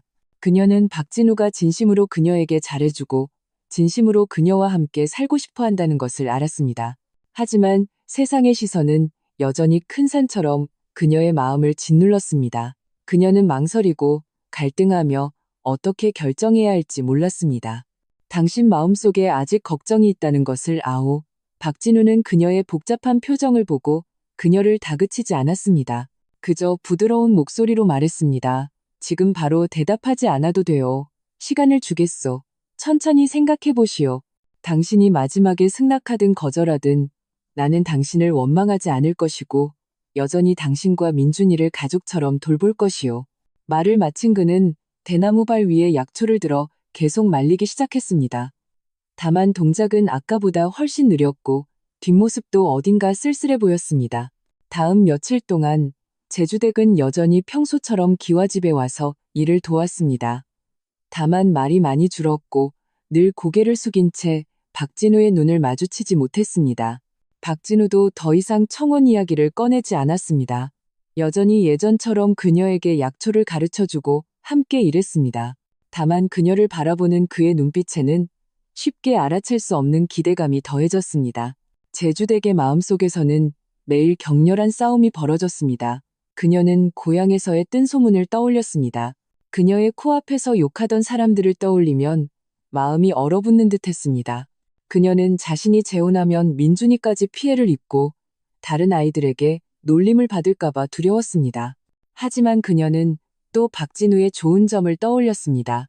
그가 비 내리는 밤에 민준이의 목숨을 구해주었던 것, 그가 다정하게 약초를 가르쳐 주었던 것, 그가 아궁이에 데워두었던 따뜻한 죽, 그가 민준이를 바라보던 다정한 눈빛. 박진우와 함께하는 날들은 안정적이고 따뜻했으며 의지가 되었습니다. 그녀는 그런 삶을 갈망했고 민준이에게 완전한 가정을 만들어주고 싶었습니다. 이날 밤 제주댁은 민준이를 데리고 오두막으로 돌아왔습니다. 아이는 이미 잠들어 있었습니다. 그녀는 평상 옆에 앉아 민준이의 잠든 작은 얼굴을 바라보며 마음이 복잡했습니다. 그녀는 아이의 머리를 가만히 쓰다듬으며 작은 목소리로 말했습니다. 민준아, 엄마는 어떻게 해야 할까? 박할아버지는 좋은 분이지만 엄마는 무서워. 남들이 우리를 비웃을까봐, 네가 서러움을 겪을까봐 무서워. 민준이는 잠결에 입맛을 다시며 중얼거렸습니다. 박할아버지 좋아. 나 박할아버지 좋아. 아이의 말은 마치 열쇠처럼 제주댁의 마음을 열었습니다. 맞다. 민준이는 박할아버지를 좋아하고 박할아버지도 진심으로 민준이를 아껴준다. 그 허무한 뜬소문보다 아이의 행복과 안정이 더 중요한 것이 아닌가. 그녀는 박진우가 그날 했던 말을 다시 떠올렸습니다. 삶은 우리가 사는 것이고 좋은지 나쁜지는 우리 자신만이 아는 것이요. 맞다. 그녀는 이미 남의 시선 때문에 너무 오래 살았고 너무 많은 서러움을 겪었다. 왜 자신을 위해 한번 살아보면 안 되는가? 박진우는 그녀의 과거를 개의치 않고 그녀의 나이를 신경 쓰지 않으며 진심으로 그녀와 함께 살고 싶어 한다. 그녀가 더 이상 망설일 이유가 무엇인가? 다음 날 아침, 제주댁은 평소처럼 마당을 먼저 쓸지 않고 약초밭 옆에서 박진우를 기다렸습니다. 박진우가 대나무 광주리를 메고 밖에서 약초를 캐고 돌아왔을 때 약초밭 옆에 굳은 표정으로 서 있는 그녀를 보고 마음속으로 희미한 기대를 품었습니다. 의원님, 제주댁이 먼저 입을 열었습니다. 목소리는 차분했지만 약간의 떨림이 섞여 있었습니다. 무슨 일이요? 박진우는 광주리를 내려놓고 그녀를 바라보았습니다. 제주댁은 깊은 숨을 들이쉬었습니다. 마치 큰 결심을 한 듯 고개를 들어 박진우의 눈을 바라보며 한자 한자 말했습니다. 의원님, 생각 다 했어요. 의원님께 시집 가겠어요. 박진우는 멍하니 서 있었습니다. 마치 자신의 귀를 믿을 수 없는 듯 했습니다. 그는 제주댁을 빤히 쳐다보다가 한참이 지나서야 정신을 차리고 얼굴에 오랜만에 환한 미소를 지었습니다. 그 미소는 아이처럼 순수해서 그의 미간에 서린 세월의 흔적을 걷어내고 그를 몇 년은 더 젊어 보이게 했습니다. 제주댁, 그 말, 진심이요? 진심이에요. 제주댁은 고개를 끄덕였습니다. 얼굴에도 미소가 번졌지만 눈가에는 미처 마르지 않은 눈물 자국이 남아 있었습니다. 이제 알았어요. 남들이 뭐라고 하든 신경 쓰지 않을래요. 저는 그저 의원님과 민준이와 함께 잘 살고 싶어요. 박진우는 앞으로 다가가 손을 뻗어 조심스럽게 제주댁의 손을 잡았습니다. 그의 손은 마르고 힘이 있었으며 오랫동안 약초를 다루며 생긴 굳은 살이 박여 있었습니다. 제주댁의 손에 닿자 따뜻하고 든든했습니다. 제주댁은 뿌리치지 않고 그가 잡는 대로 두었습니다. 마음속에 전례 없는 안정감이 가득 찼습니다. 줬소, 줬소. 박진우는 감격에 겨워 말을 잇지 못하고 그저 이 두 글자만 반복했습니다. 그가 잃은 평생을 살면서 이렇게 감격스러운 순간은 없었습니다. 의술을 모두 배우고 어려운 병을 고쳤을 때보다 더 기뻤습니다. 두 사람은 약초반 옆에 서 있었습니다. 햇살이 그들의 몸에 쏟아져 따뜻하고 밝았습니다. 약초밭의 약초들은 무성하게 자라 상쾌한 향기를 내뿜으며 마치 그들을 축복하는 듯 했습니다. 혼사를 결정하자 박진우는 준비에 착수했습니다. 그는 먼저 아래 마을 이 아주머니에게 부탁해 제주댁에게 새 옷을 한 벌 지어주었습니다. 비싼 옷감은 아니었지만 박진우가 직접 고른 쪽빛 무명이었고 위에는 제주댁의 취향에 맞는 간단한 꽃무늬 자수가 놓여 있었습니다. 또 마을의 목수를 불러 동쪽 방에 새 침대를 짜고 간단한 가구 몇 개를 들여놓았습니다. 그는 직접 산을 내려가 읍내에서 사탕과 과자를 사와 아래 마을 사람들에게 나누어 주며 자신이 혼이 난다는 소식을 알렸습니다. 처음에는 확실히 몇몇 사람들이 수군거렸습니다. 박 의원이 그렇게 나이가 많아 40살 과부를 아내로 맡는다니 참으로 보기 좋지 않다고 말하는 사람도 있었습니다. 또 어떤 사람들은 제주댁이 박진우의 의술과 명성을 보고 높은 곳에 오르려 한다고 말했습니다. 이런 뜬 소문에 대해 박진우는 개의치 않았습니다. 그저 웃으며 사람들에게 말했습니다. 제주댁은 좋은 사람이요. 선하고 부지런하지. 내가 그녀를 아내로 맞는 것은 내 복이요. 제주댁도 그 한담에 신경 쓰지 않고 여전히 매일 산에 올라 박진우의 집안일을 도왔습니다. 얼굴에는 평온하고 행복한 미소가 어려 있었습니다. 마을 사람들은 박진우가 제주댁을 소중히 여기는 모습, 제주댁의 부지런하고 선량한 모습을 보고 또 평소 박진우가 베풀었던 은혜를 떠올리며 그 수군거림은 점점 줄어들었습니다. 특히 박진우에게 치료받았던 사람들은 진심으로 그를 위해 기뻐하며 축복을 보냈습니다. 이 아주머니는 제주댁의 손을 잡고 웃으며 말했습니다. 제주댁, 박 의원님은 좋은 분이야. 그분을 따르면 앞으로 분명 복을 받을 거야. 남들이 뭐라고 하든 신경 쓰지 마. 삶은 자기가 사는 거고 행복한 게 최고지. 제주댁은 고개를 끄덕였습니다. 마음이 따뜻해졌습니다. 그녀는 자신의 선택이 틀리지 않았다는 것을 알았습니다. 혼례는 보름 후 좋은 날로 정해졌습니다. 박진우는 성대하게 치르지 않고 그저 아래 마을 사람들과 멀리서 온 오랜 친구 몇 명만 초대했습니다. 제주댁도 사람을 시켜 제주에 있는 몇몇 친척에게 편지를 보냈습니다. 그 친척들이 올지 안 올지는 몰랐지만 그녀는 그들에게 자신이 행복을 찾았다는 것을 알리고 싶었습니다. 혼례 전날 박진우는 일부러 약초밭에 가서 활짝 핀 금은화를 한 다발 꺾어 제주댁의 방화병에 꽂아두었습니다. 금은화의 향기는 맑고 은은해서 마치 그들의 감정처럼 평범하지만 강인하고 향기로운 것 같았습니다. 제주댁은 화병의 금은화를 보고 또 창밖의 새 단장한 기와집을 보며 마음이 기대로 가득 찼습니다.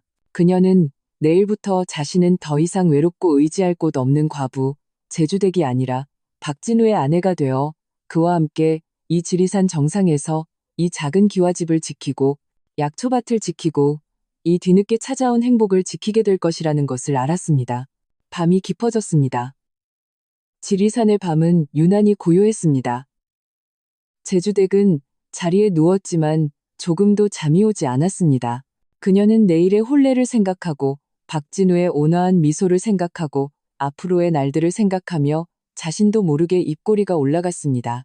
그녀는 앞으로의 길에 혹시 또 비바람이 칠지도 모르지만 박진우가 곁에 있다면 아무것도 두렵지 않을 것이라고 생각했습니다. 그리고 그때 옆방의 박진우도 잠들지 못하고 있었습니다. 그는 책상 앞에 앉아 의서를 보고 있었지만 한 글자도 눈에 들어오지 않았습니다.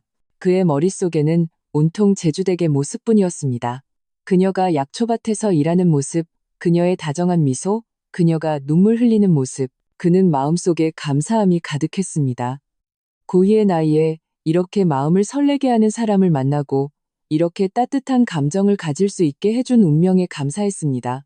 그는 조용히 의서를 덮고 창가로 다가가 창밖의 달빛을 바라보았습니다. 달빛이 마당에 쏟아져 약초밭에 쏟아져 온통 은백색이었습니다. 그는 내일부터 자신의 작은 기와집에는 더 이상 그 혼자만이 아닐 것이라는 것을 알았습니다. 그에게는 아내가 생기고 아이가 생기고 완전한 가정이 생길 것입니다. 이 뒤늦게 찾아온 행복을 그는 소중히 여기고 남은 생을 다해 지킬 것입니다. 혼례 당일 지리산의 아침에는 안개가 없었습니다. 하늘은 맑고 청명했으며 햇살이 나무십 사이로 쏟아져 산 정상 기와집의 청석바닥에 눈부시게 비쳤습니다.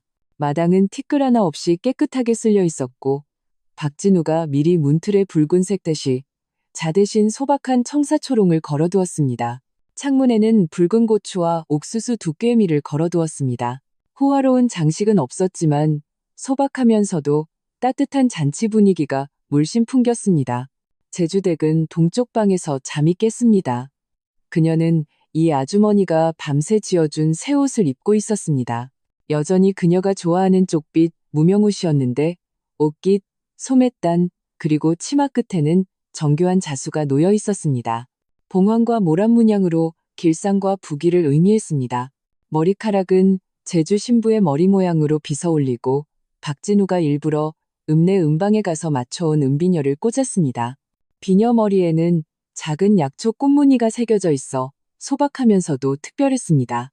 그녀는 구리 거울 앞에 앉아 거울 속 자신을 바라보았습니다. 40살 여인, 눈가에는 이미 가는 주름이 있었지만 지금 그녀의 뺨은 자연스러운 홍조를 띠고 눈빛은 맑았으며 입가에는 옅은 미소가 어려 있었습니다. 온몸에서 행복으로 가꿔진 듯한 다정함이 풍겨나왔습니다. 민준이는 작은 무명새 옷을 입고 그녀 곁으로 달려와 그녀의 옷고름을 잡고 작은 얼굴을 들어 말했습니다. 엄마, 정말 예뻐요. 박 할아버지가 밖에서 기다리고 계세요. 제주댁은 아들의 머리를 쓰다듬었습니다. 마음이 긴장되면서도 기대감에 부풀었습니다. 그녀는 깊은 숨을 들이쉬고 일어나 민준이를 따라 동쪽 방을 나섰습니다. 마당에는 이미 많은 손님들이 와 있었습니다.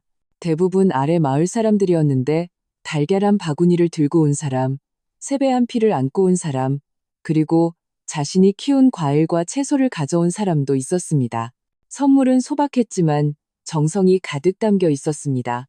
사람들은 삼삼오오 모여서서 낮은 목소리로 이야기를 나누며 때때로 대청문 쪽을 바라보며 신부를 기다렸습니다. 박진우는 대청문 앞에 서 있었습니다. 새로 지은 옥색 무명 두루마기를 입고 있어 그의 얼굴이 더욱 혈색 좋게 보였습니다. 머리카락은 여전히 나무 비녀로 고정하고 있었지만 특별히 더욱 단정하게 빗어 넘겼습니다. 얼굴에는 온화한 미소가 어려 있었고 눈빛에는 기대감이 가득했습니다. 그는 제주댁이 나오는 것을 보고 눈이 빛나며 서둘러 다가가 손을 내밀며 부드럽게 말했습니다. 제주댁 왔구려. 제주댁은 그를 바라보며 뺨이 더욱 붉어졌습니다. 그녀는 조심스럽게 자신의 손을 그의 손에 얹었습니다.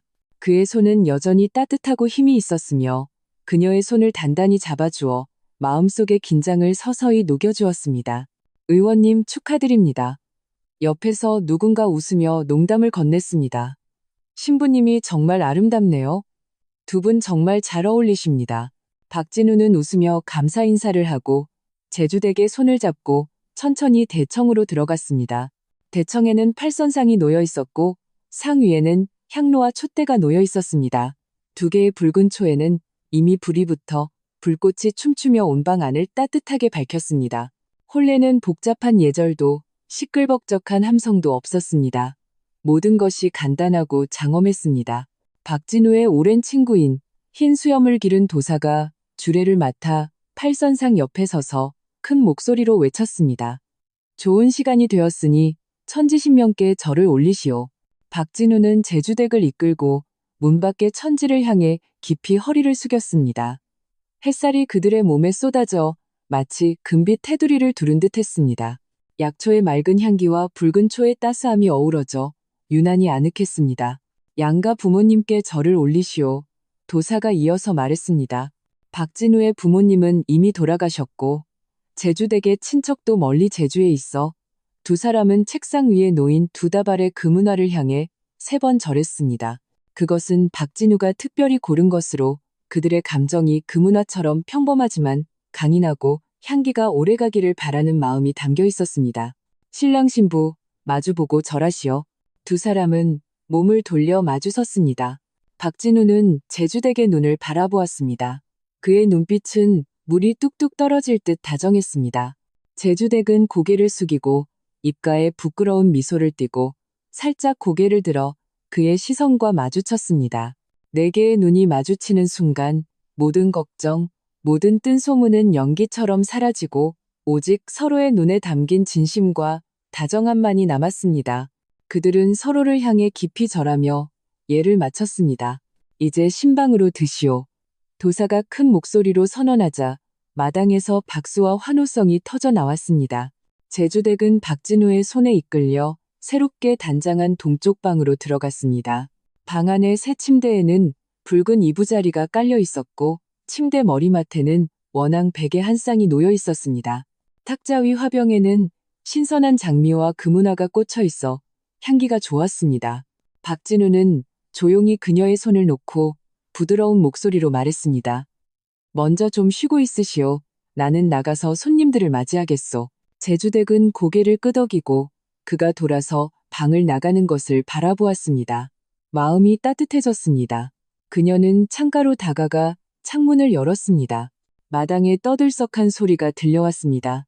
마을 사람들은 상주위에 둘러앉아 박진우가 준비한 막걸리를 마시고 간단한 음식을 먹으며 웃고 이야기하며 분위기가 매우 좋았습니다.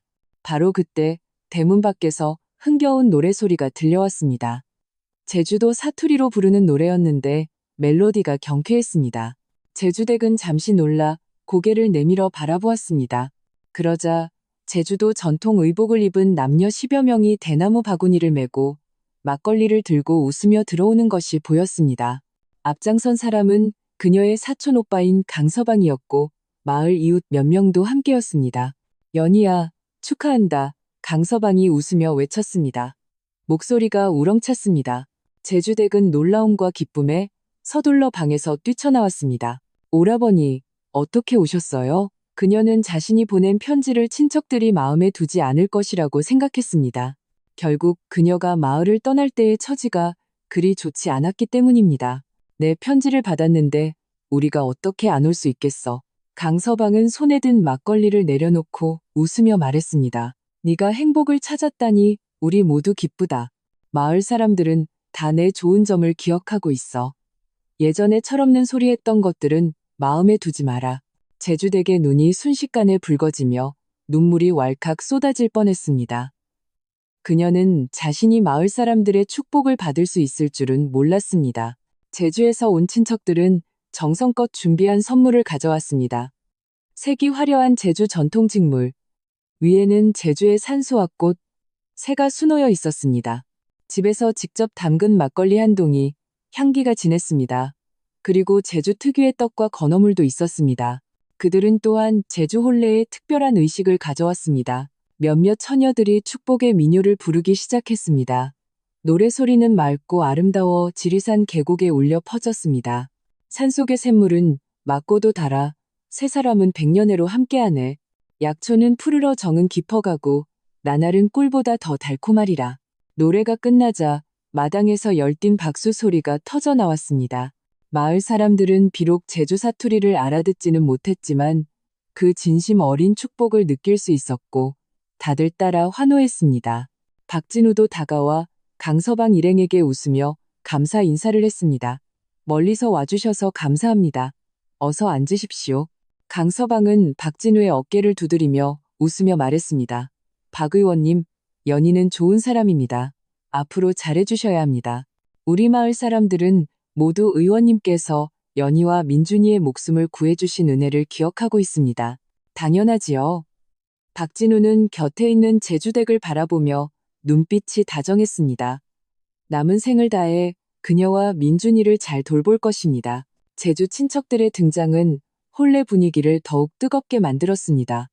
그들은 아래 마을 사람들과 함께 술을 마시고 이야기를 나누었습니다. 비록 말이 잘 통하지는 않았지만 미소와 선의는 통했습니다. 강서방은 젊은이 몇 명을 데리고 제주의 전통춤을 추었습니다. 북소리는 둥둥 울리고 춤사위는 경쾌하여 사람들이 다들 손뼉을 치며 좋아했습니다. 마당에는 붉은 촛불이 흔들리고 웃음소리가 끊이지 않았습니다.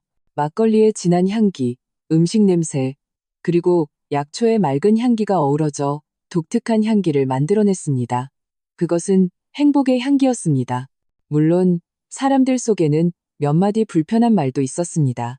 마을 서쪽의 김할머니는 문틀에 기대어 입을 삐죽거리며 옆 사람에게 작은 목소리로 말했습니다. 나이도 많은데 이렇게 시끌벅적한 혼례를 치르다니 참 부끄러운 줄도 모르네. 한쪽은 70, 한쪽은 40에 호까지 달렸는데 오래 살면 그게 이상한 거지. 옆에 있던 이 아주머니가 듣고 즉시 그녀를 쏘아보았습니다. 김 할머니, 말 좀 가려서 해요. 박 의원님은 좋은 분이고 제주댁도 부지런하고 착해요. 그분들이 함께하겠다는데 당신이 무슨 상관이야. 그분이 얼마나 많은 사람 목숨을 구해주셨는지 잊었어요? 김 할머니는 말문이 막혀 멋쩍게 입을 다물고 더 이상 함부로 말하지 못했습니다. 대부분의 마을 사람들은 진심으로 박진우와 제주댁을 위해 기뻐했습니다. 이전에 박진우에게 치료받았던 김영감은 술잔을 들고 박진우 앞에 와서 감격에 겨워 말했습니다. 의원님, 축하드립니다. 의원님은 살아있는 부처님이시니 마땅히 좋은 짝을 만나셔야지요. 제주댁은 좋은 사람이니 두 분 앞으로 분명 행복하실 겁니다. 박진우는 술잔을 받아들고 그와 잔을 부딪히며 웃으며 말했습니다. 감사합니다. 김 영감님, 좋은 말씀 고맙습니다. 제주댁은 박진우 곁에 서서 눈앞의 모든 것을 바라보며 마음이 감사함으로 가득 찼습니다. 그녀는 자신에게 가정을 만들어준 박진우에게 감사했고, 마을 사람들의 축복에 감사했고, 멀리서 와준 제주 친척들에게도 감사했습니다. 예전의 상처, 예전의 걱정은 이 순간 모두 구름과 연기처럼 사라졌습니다. 혼례는 저녁까지 계속되었습니다. 해가 점점 서쪽으로 기울고 손님들은 하나둘씩 흩어졌습니다. 어떤 사람들은 약간 취기가 올라 방금 들었던 제주 민요를 흥얼거렸습니다. 제주 친척들도 산을 내려갈 준비를 했습니다. 그들은 읍내 여관에서 묵고 내일 아침 다시 제주로 돌아가야 했습니다. 강서방은 떠나기 전에 제주댁의 손을 잡고 당부했습니다.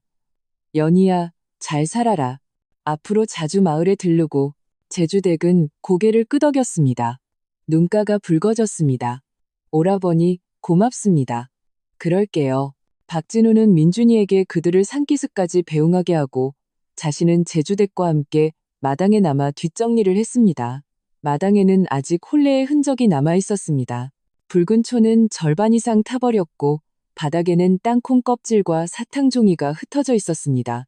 박진우는 빗자루를 들고 마당을 쓸기 시작했고 제주댁은 상위의 그릇들을 치웠습니다. 동작이 부드러웠습니다. 두 사람은 말없이 그러나 매우 자연스럽게 움직였습니다. 저녁 노을의 마지막 빛이 그들의 몸에 쏟아져 그림자를 길게 늘어뜨렸습니다. 그 모습은 따뜻하고 평화로웠습니다. 제주댁, 오늘 힘들었지? 박진우는 빗자루질을 멈추고 그녀를 바라보았습니다. 제주댁은 고개를 들어 그를 향해 웃었습니다. 안 힘들어요. 마음이 기쁜데요. 박진우도 웃었습니다. 그녀 곁으로 다가가 그녀 손에 들린 그릇들을 받아들었습니다. 남은 건 내가 치울 테니 가서 좀 쉬시오. 제주댁은 사양하지 않고 고개를 끄덕이고 마당의 도리자에 가서 앉았습니다. 그녀는 박진우의 바쁜 뒷모습을 보고 마당의 약초밭을 보고 하늘가의 저녁 노을을 보며 마음이 전례 없는 평온함으로 가득 찼습니다. 그녀는 오늘부터 여기가 자신의 집이고 박진우가 자신의 의지처라는 것을 알았습니다. 그들은 함께 이 작은 기와집을 지키고 이 뒤늦게 찾아온 행복을 지킬 것입니다. 박진우는 금방 마당을 다 치우고 그녀 곁에 와서 앉았습니다. 두 사람은 나란히 도리자에 앉아 해가 조금씩 지고 밤이 서서히 지리산을 감싸는 것을 바라보았습니다. 산바람이 부드럽게 불어와 약초의 맑은 향기와 약간의 서늘함을 실어 날랐습니다. 밤이 깊었소. 좀 쌀쌀하구려. 안으로 들어갑시다. 박진우가 일어나며 그녀를 부축하려 손을 내밀었습니다. 제주댁은 그가 내민 손을 보고 또 대청 쪽을 바라보았습니다. 그곳의 붉은 초는 아직 타고 있었고 창호지를 붉게 물들이고 있었습니다. 그녀의 심장이 이유 없이 빠르게 뛰었고 뺨도 뜨거워졌습니다. 그녀는 이제 그들만의 첫날 밤이 시작된다는 것을 알았습니다. 그녀는 조용히 박진우의 손을 잡고 고개를 끄덕였습니다. 네, 박진우는 그녀의 손을 잡고 천천히 대청으로 들어갔습니다. 붉은 촛불에 불꽃이 춤추며 두 사람의 그림자를 벽에 비추었습니다. 그림자는 서로에게 꼭 붙어 있었습니다. 그는 몸을 돌려 그녀를 바라보았습니다. 눈빛은 다정하고 뜨거웠습니다. 제주댁은 고개를 숙이고 그의 눈을 쳐다보지 못했습니다. 손가락은 긴장하여 옷고름을 만지작거렸습니다. 공기 중에는 붉은 초의 따스함과 은은한 약초 향기, 그리고 수줍음과 기대감이 섞여 있었습니다. 지리산의 밤은 유난히 고요했습니다. 붉은 초가 타닥거리는 소리와 두 사람의 약간 가빠진 숨소리만 들렸습니다. 박진우는 조용히 손을 들어 그녀의 뺨을 쓰다듬으려 했습니다. 제주댁은 살짝 몸을 떨었지만 피하지는 않았습니다. 그의 손가락 끝이 그녀의 피부에 닿자 따뜻하고 부드러웠습니다. 바로 그때 박진우의 두루마기 한쪽이 흘러내려 그의 팔뚝이 드러났습니다. 제주댁은 무심코 그쪽을 보았다가 동공이 갑자기 수축하며 얼굴에 믿을 수 없다는 표정이 떠올랐습니다. 그녀는 어떻게 해도 믿을 수 없었습니다. 눈앞에 이 일은 살 노인의 팔뚝이 이렇게나 단단하고 조금의 군살도 없이 근육결이 선명하고 희미한 근육성까지 보일 줄은, 이것이 어찌 일은 살 노인의 몸이란 말인가. 분명 40, 50대 남자들보다도 더 건강해 보였다. 놀란 나머지 제주댁은 자신도 모르게 입을 열었다. 목소리에는 떨림과 믿을 수 없다는 감정이 섞여 있었다. 이 몸이 어찌 70살의 몸이란 말입니까? 붉은 촛불의 불꽃이 세차게 한번 타오르며 제주댁 얼굴의 놀라움을 더욱 선명하게 비췄습니다. 그녀는 무의식적으로 손을 뻗어 박진우의 팔뚝을 살짝 만져보았습니다. 촉감은 단단하고 힘이 있었으며 근육결이 선명하고 피부 아래의 탄력까지 느껴졌습니다. 보통의 70살 노인에게서 보이는 늘어지고 메마른 느낌은 전혀 없었고 주름진 살점 하나 찾아볼 수 없었습니다. 이 촉감은 너무나 뜻밖이어서 제주댁은 순간 부끄러움도 있고 눈을 동그랗게 뜬 채 믿을 수 없다는 듯 박진우를 바라보았습니다. 의원님, 팔이 어쩜 이렇게 단단하세요? 저희 친정 옆집 아저씨는 50살이가 넘었는데 팔에 살이 흐물흐물해서 잡으면 온통 주름뿐인데 이건 전혀 70살 같지가 않아요. 박진우는 그녀의 솔직한 감탄에 웃음이 터졌습니다. 눈가에 주름이 펴지며 온화한 장난기가 섞인 목소리로 말했습니다. 어허, 놀랐소? 그는 팔을 거두지 않고 오히려 살짝 들어 그녀가 더 잘 볼 수 있게 했습니다. 내 몸이 다른 사람들과 좀 다르긴 하오. 말하자면 수십 년간 꾸준히 관리한 결과지. 제주댁의 호기심이 완전히 발동했습니다. 이전의 부끄러움과 긴장은 대부분 사라졌습니다. 그녀는 눈을 깜빡이며 작은 목소리로 물었습니다. 의술을 아셔서 특별한 건강 비결이라도 있으신가요? 그렇다고 할 수도 있고 아니라고 할 수도 있소. 박진우는 그녀를 이끌고 침상가에 앉았습니다. 붉은 촛불빛이 두 사람에게 부드럽게 쏟아져 이불 위에 원앙자수를 더욱 선명하게 비췄습니다. 그는 그녀의 손을 가볍게 두드리며 마치 오래된 이야기를 들려주듯 천천히 입을 열었습니다. 내 건강 비결이라 말하자면 간단하오. 네 글자로 요약할 수 있지. 순시정심, 순시정심. 때를 따르고 마음을 고요히 하는 것이요. 제주댁은 더 가까이 다가가 숨소리마저 낮추며 귀를 기울였습니다. 먼저 순시에 대해 말하겠소. 박진우는 창밖의 밤하늘을 가리켰습니다. 천지에는 사계절이 있고 해와 달에는 아침과 저녁이 있듯 사람의 몸도 자연을 따라야 하오. 나는 어릴 때부터 아버지를 따라 의술을 배우면서 해가 뜨면 일하고 해가 지면 쉬라고 배웠소. 이것이 가장 기본적인 건강법이지. 보시오. 나는 수십 년 동안 밤을 새운 적이 한 번도 없소. 해씨, 할씨, 밤구, 11시가 되면 반드시 등불을 끄고 잠자리에 들고 인시, 새벽 5시가 되면 정시에 일어나오. 비가 오나 눈이 오나 한 번도 걸은 적이 없소. 그는 잠시 말을 멈추고 젊은 시절의 경험을 떠올리며 눈빛이 아득해졌습니다. 젊었을 때 의서를 연구하느라 몇 번 밤을 새운 적이 있었는데 다음날 머리가 어지럽고 맥박조차 흐트러지더군. 후에 수연, 내 아내가 될 사람이 세상을 떠난 후 사방을 떠돌며 불규칙한 생활로 몸이 망가진 사람들을 너무 많이 보았소. 그 후로는 더욱 자연의 이치를 거스르지 않으려 했지.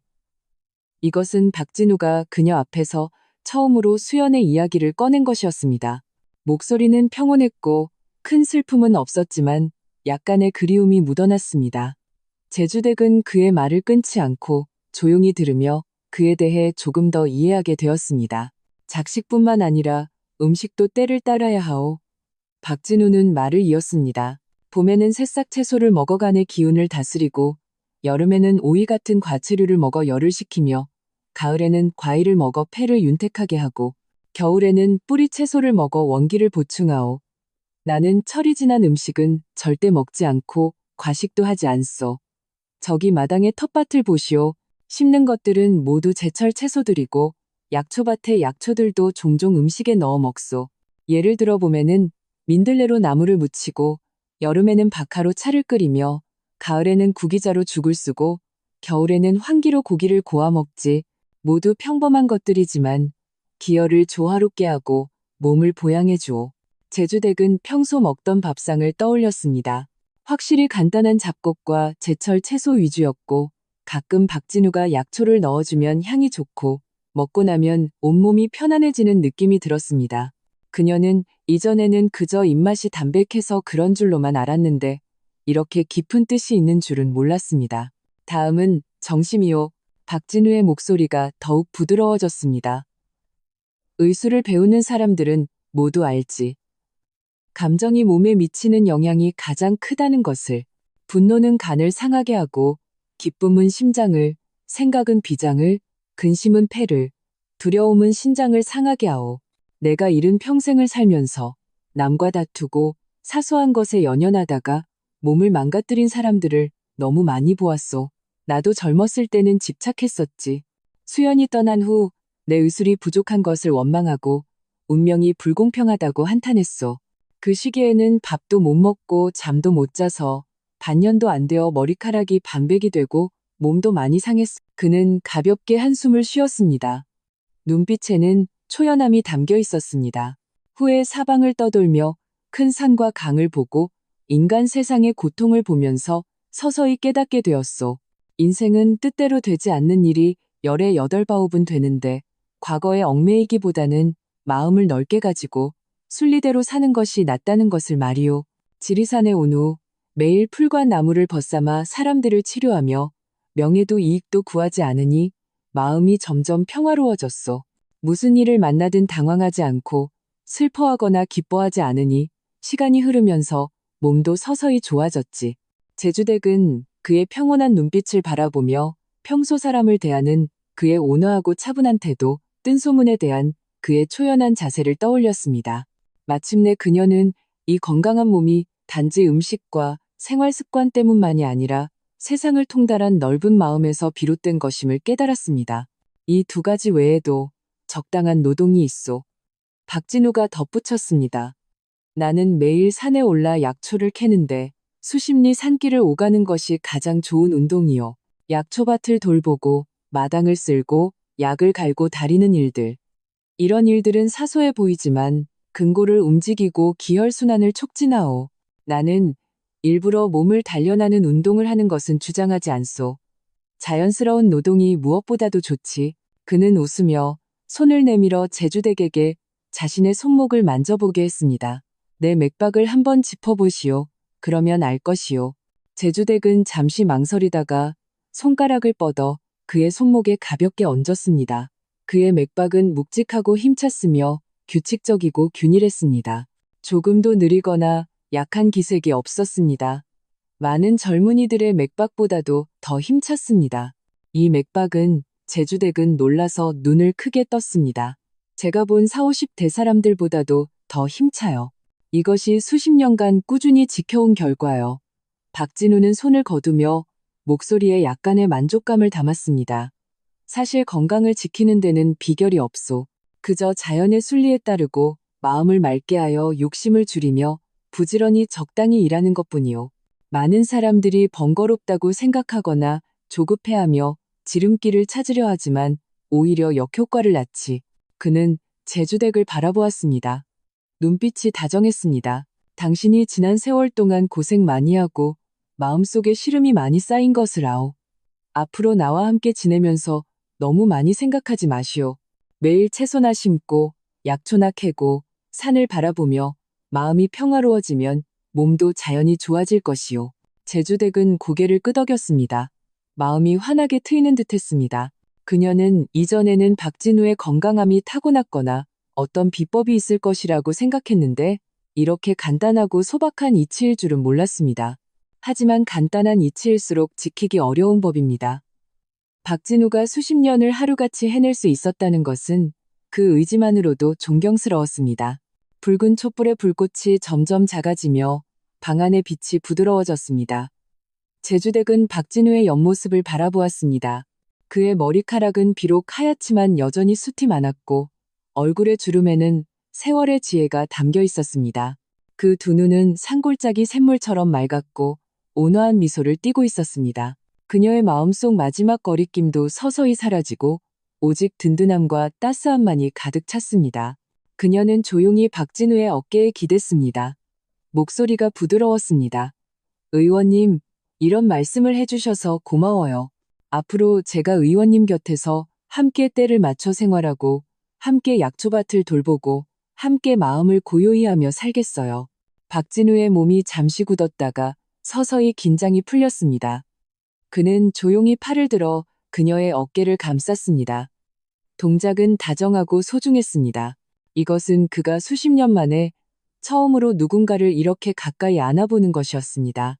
품 안의 몸은 부드럽고 따뜻했으며 은은한 약초 향기와 비누 향기가 섞여 그의 마음속에 오랜만에 느끼는 소속감을 불러일으켰습니다.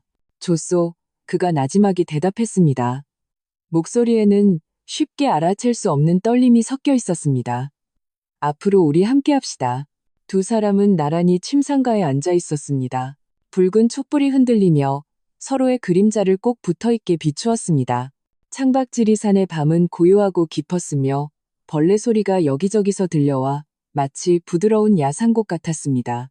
방 안에는 많은 말이 오가지 않았지만 말로 표현할 수 없는 교감과 따뜻함이 있었습니다. 제주댁은 눈을 감고 그의 품의 따뜻함과 묵직한 심장 박동을 느끼며 마음이 전례 없는 평온함으로 가득 찼습니다. 그녀는 자신이 진정한 안식처를 찾았다는 것을 알았습니다. 이 남자는 그녀에게 집을 주었을 뿐만 아니라 평화롭고 너그러운 삶의 태도를 주었습니다. 박진우는 고개를 숙여 자신의 어깨에 기댄 제주댁을 바라보았습니다. 그녀의 숨소리는 고르고 부드러웠으며 긴 속눈썹은 촛불 아래 옅은 그림자를 드리웠습니다. 그는 마음속에 감사함이 가득했습니다. 고이의 나이에 이렇게 자신을 이해하고 아껴주는 사람을 만나게 해준 운명에 감사했습니다. 그는 그녀의 등을 가볍게 두드려 주었습니다. 동작은 마치 희귀한 보물을 다루듯 다정했습니다. 잠시 후 박진우가 나지막이 말했습니다. 밤이 깊었소. 잡시다. 제주댁은 고개를 끄덕였지만 일어나지 않고 그의 품에 더 깊이 파고들었습니다. 박진우는 조심스럽게 그녀를 부축해 침상에 눕히고 이불을 덮어주었습니다. 그 자신도 옆에 누웠습니다. 두 사람은 나란히 누워 약간의 거리가 있었지만 서로의 체온과 숨결을 느낄 수 있었습니다. 붉은 촛불이 서서히 다 타들어가고 방 안은 부드러운 어둠에 잠겼습니다. 오직 창밖의 달빛만이 창호지를 통해 들어와 옅은 은회색 빛을 들이우며 두 사람의 잠든 얼굴을 비췄습니다. 제주댁은 깊이 잠들어 입가에 옅은 미소를 띠고 있었습니다. 아마도 달콤한 꿈을 꾸고 있는 듯했습니다. 박진우는 바로 잠들지 않았습니다. 그는 옆으로 돌아 누워 곁에 잠든 제주댁의 얼굴을 바라보았습니다. 눈빛은 다정하고 진실했습니다. 그는 오늘부터 자신의 삶에는 더 이상 약초와 의서뿐만 아니라 그리움과 동반자가 생겼다는 것을 알았습니다. 그는 마음속으로 조용히 맹세했습니다. 남은 생에 매일매일 이 뒤늦게 찾아온 행복을 지키고 곁에 있는 이 여인과 그녀의 아이를 잘 돌보겠다고. 그의 건강 비결에는 이제부터 가장 중요한 조미료가 하나 더해졌습니다. 사랑과 동행. 지리산의 밤은 여전히 고요했지만 이 산 정상의 작은 기와집에는 따뜻한 사람 사는 온기와 다정한 온정이 가득했습니다. 붉은 촛불은 다 타버렸지만 두 개의 외로운 마음을 밝혔고 앞으로 그들이 서로 의지하며 함께할 세월을 비췄습니다. 그리고 박진우의 건강 비결은 이 첫날 밤의 대화와 함께 제주댁의 마음속에 깊이 새겨져 그들이 앞으로 서로를 아끼며 남은 생을 함께하는 중요한 지침이 되었습니다. 밤은 깊어지고 달빛은 물처럼 부드럽게 이 작은 기와집을 나이를 초월하고 세상의 편견을 깨뜨린 이 연인을 감싸 안았습니다. 그들의 이야기는 이제 막 시작되었습니다. 앞으로의 세월은 지리산의 맑은 바람을 맞으며 약초의 맑은 향기 속에서 따뜻하고 긴 이야기로 쓰여질 것입니다. 지리산의 바람은 봄을 지나고 여름을 지나고 가을을 지나 또 겨울을 지났습니다. 어느덧 몇 년이 흘러 산정상 기와집에 사람 사는 온기는 더욱 짙고 길어졌습니다. 박진우와 제주댁의 삶은 마당의 약초밭 약초처럼 평범하지만 단단하게 세월 속에서 깊은 향기를 우려냈습니다. 혼인 후 박진우는 혈색이 더욱 좋아지고 등은 여전히 꼿꼿했습니다. 매일 동이 트기 전에 일어나 제주댁을 데리고 산에 약초를 캐러 가거나 약초밭에서 일했습니다. 제주댁은 그를 따라 각종 약초의 구별법과 약성을 모두 배웠을 뿐만 아니라 점차 간단한 진맥, 침술, 약다리는 법까지 배우게 되어 그의 진료 시 가장 든든한 조수가 되었습니다. 환자가 찾아오면 박진우가 맥을 짚고 문진을 하고 제주댁은 옆에서 약초를 갈거나 은침을 준비했습니다. 거동이 불편한 환자가 있으면 두 사람은 함께 산을 내려가 왕진을 갔습니다. 박진우가 진료를 하고 제주댁은 붕대를 감아주거나 약을 다리며 환자의 식사와 생활 습관까지 세심하게 일러주었습니다. 그들은 유난히 호흡이 잘 맞아 종종 눈빛 하나로 서로의 뜻을 알 수 있었습니다. 아래 마을의 장씨 부인은 남편이 오랫동안 병상에 누워 있어 약 살 돈도 없었습니다. 제주댁은 이를 알고 박진우와 상의하여 며칠에 한 번씩 증상에 맞는 약초를 캐서 직접 산 아래로 가져다 주고 장씨 부인에게 약초를 다려 찜질하는 법까지 가르쳐주며 돈 한 푼 받지 않았습니다. 장씨 부인은 감동의 눈물을 흘리며 만나는 사람마다 말했습니다. 박 의원님과 제주댁은 정말 살아있는 부처님이셔. 그분들이 아니었으면 우리 집 양반은 벌써 이 세상 사람이 아니었을 거야. 예전에 험담하기 좋아했던 김할머니가 한 번은 산에서 나무를 캐다가 발을 헛디뎌 아파서 일어서지도 못했습니다. 마침 박진우와 제주댁이 약초를 캐고 지나가다가 박진우는 즉시 뼈를 맞춰주고 제주댁은 광주리에서 혈액순환을 돕는 약초를 꺼내 씹어서 발목에 붙여주고 배 조각으로 정성껏 감싸주었습니다. 두 사람은 또 그녀를 부축해 천천히 산을 내려가 집까지 데려다 주었습니다. 김할머니는 분주하게 움직이는 두 사람을 보며 얼굴이 화끈거렸습니다. 예전에 했던 험담들이 지금은 목구멍에 걸려 한마디도 할 수 없었습니다. 후에 그녀는 일부러 산에 올라 자신이 키운 채소를 한 바구니 가져다 주며 얼굴을 붉히고 말했습니다.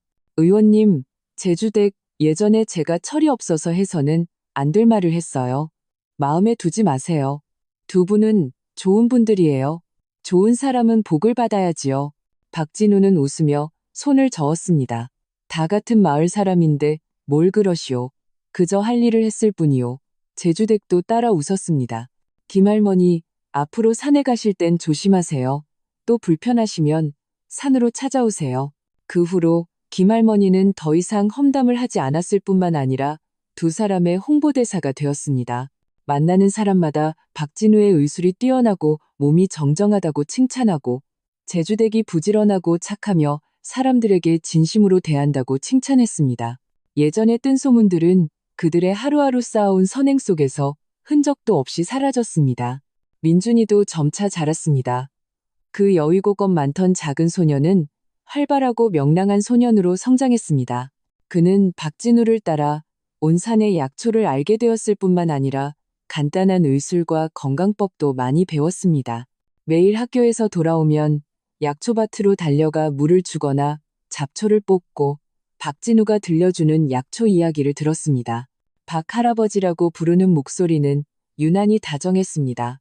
박진우는 민준이를 정말 친손자처럼 여겼습니다. 그는 민준이에게 의술을 가르쳐 주었을 뿐만 아니라 글을 읽고 쓰는 법, 세상을 살아가는 도리까지 가르쳐 주었습니다. 민준이가 성격이 거칠어 가끔 마을 아이들과 싸우면 박진우는 절대 때리거나 야단치지 않았습니다. 그저 그를 약초밭으로 데려가 서로 의지해야만 무성하게 자라는 약초들을 가리키며 부드럽게 말했습니다. 사람 사는 것도 이 약초와 같단다. 서로 도와야 잘 자랄 수 있지. 남을 괴롭히는 것은 동료의 가지를 꺾는 것과 같아서 자신도 꼿꼿하게 자랄 수 없단다. 민준이는 아는 듯 모르는 듯 했지만 점차 성격을 죽이고 점점 더 철이 들어갔습니다. 그는 박 할아버지와 엄마가 쉽지 않다는 것을 알고 학교에서 돌아오면 약초밭을 돌보는 것 외에도 알아서 집안일을 돕고 할아버지와 엄마에게 차를 따라주곤 했습니다. 가끔 제주에 있는 친척들이 그들을 보러 오면 제주의 막걸리와 전통 직물, 특색 있는 떡을 가져왔습니다. 박진우는 일부러 시간을 내어 그들과 함께 산에 약초를 캐러 가고 지리산 특유의 약초를 구별하는 법을 가르쳐 주었습니다. 제주댁은 제주 전통 의복을 입고 제주 특색 음식을 한상 차려 친척들과 함께 노래하고 이야기를 나누었습니다. 기와집에는 늘 웃음소리가 가득했습니다. 제주의 친척들은 제주댁이 행복하고 안정적으로 사는 것을 보고 박진우가 그녀와 민준이에게 진심인 것을 보고 마음속으로 기뻐했습니다. 강서방은 올 때마다 박진우의 어깨를 두드리며 말했습니다. 박 의원님, 연희가 의원님과 함께 있으니 저희는 마음이 놓입니다. 의원님 몸은 정말 갈수록 더 건강해지시는군요. 우리 마을 60 노인들보다도 더 정신이 좋으세요. 박진우는 늘 웃으며 대답했습니다. 다 제주댁 덕분이요. 그녀가 곁에 있으니 마음이 평화로워서 몸도 자연히 좋아지는 것이요. 이 말은 거짓이 아니었습니다. 제주댁이 온 후 박진우의 삶에는 사람 사는 온기가 더해졌고 음식도 예전보다 훨씬 풍성해졌습니다. 제주댁은 다양한 방법으로 마당의 채소와 약초밭의 약초를 이용해 영양가 있고 맛있는 음식을 만들었습니다. 예를 들어 황기백숙, 구기자 좁쌀죽, 민들레 계란볶음 같은 것들은 박진우의 건강법에 맞으면서도 정성이 가득 담겨 있었습니다. 그리고 제주댁은 박진우의 영향으로 점차 예전의 수심을 걷어내고 더욱 명랑하고 평화로워졌습니다. 그녀는 더 이상 과거의 상처에 얽매이지 않고 매일 박진우를 따라 약초를 캐고 진료를 하고 약초밭을 돌보며 얼굴에는 늘 온화한 미소를 띠고 있었습니다. 눈빛도 점점 더 맑아졌습니다. 그녀의 몸도 점점 더 좋아졌습니다. 예전에 오랜 세월 고생하며 얻었던 허리 통증과 어지럼증은 박진우의 치료와 규칙적인 생활 습관 덕분에 서서히 나았습니다. 하루하루 시간이 흘렀습니다. 산정상 기와집의 명성은 박진우의 의술 때문만이 아니라 이 특별한 부부 때문이기도 했습니다. 점점 더 많은 사람들이 소문을 듣고 찾아왔습니다. 단지 치료를 받기 위해서가 아니라 이 30년의 나이 차이를 극복하고 세상의 편견을 깨뜨린 연인을 직접 보고 그들의 이야기를 듣고 싶어서였습니다. 어떤 사람이 박진우에게 물었습니다. 의원님, 제주댁과 나이 차이가 이렇게 많이 나는데 처음에는 남들의 험담이 두렵지 않으셨나요? 박진우는 늘 웃으며 대답했습니다. 삶은 남에게 보여주기 위해 사는 것이 아니라 자신을 위해 사는 것이요. 두 사람의 마음이 통하고 서로를 아끼면 나이가 무슨 상관이겠소. 어떤 사람이 제주댁에게 물었습니다. 제주댁 박 의원님께 시집간 것을 후회한 적 없으세요? 제주댁은 늘 다정하게 박진우를 바라보며 작은 목소리로 말했습니다. 후회한 적 없어요. 의원님은 저와 민준이에게 정말 잘해주셨어요. 저에게 가정을 주셨고 안정되고 평화로운 삶을 주셨어요. 그분과 함께 있으면 제 마음이 편안해요. 그들의 이야기는 바람처럼 지리산 자락의 여러 마을에 퍼져나갔고 심지어 수십 리 밖 읍내까지 전해졌습니다. 사람들은 더 이상 그들의 나이 차이를 이야기하지 않았고 그들의 감정을 의심하지 않았습니다. 오히려 그들의 용기와 진심을 칭찬했습니다. 어떤 사람들은 박진우와 제주댁의 사랑이 지리산의 약초처럼 평범해 보이지만 사람의 마음을 치유하는 힘이 있다고 말했습니다. 어떤 사람들은 그들의 이야기가 진정한 사랑은 나이와 신분에 관계없으며 선한 마음을 품고 서로를 아끼면 행복을 얻을 수 있다는 것을 알려준다고 말했습니다. 몇 년 후 민준이는 건장한 청년으로 성장했습니다. 그는 박진우처럼 의술을 행하지 않고 산을 내려가 공부하는 길을 택했습니다.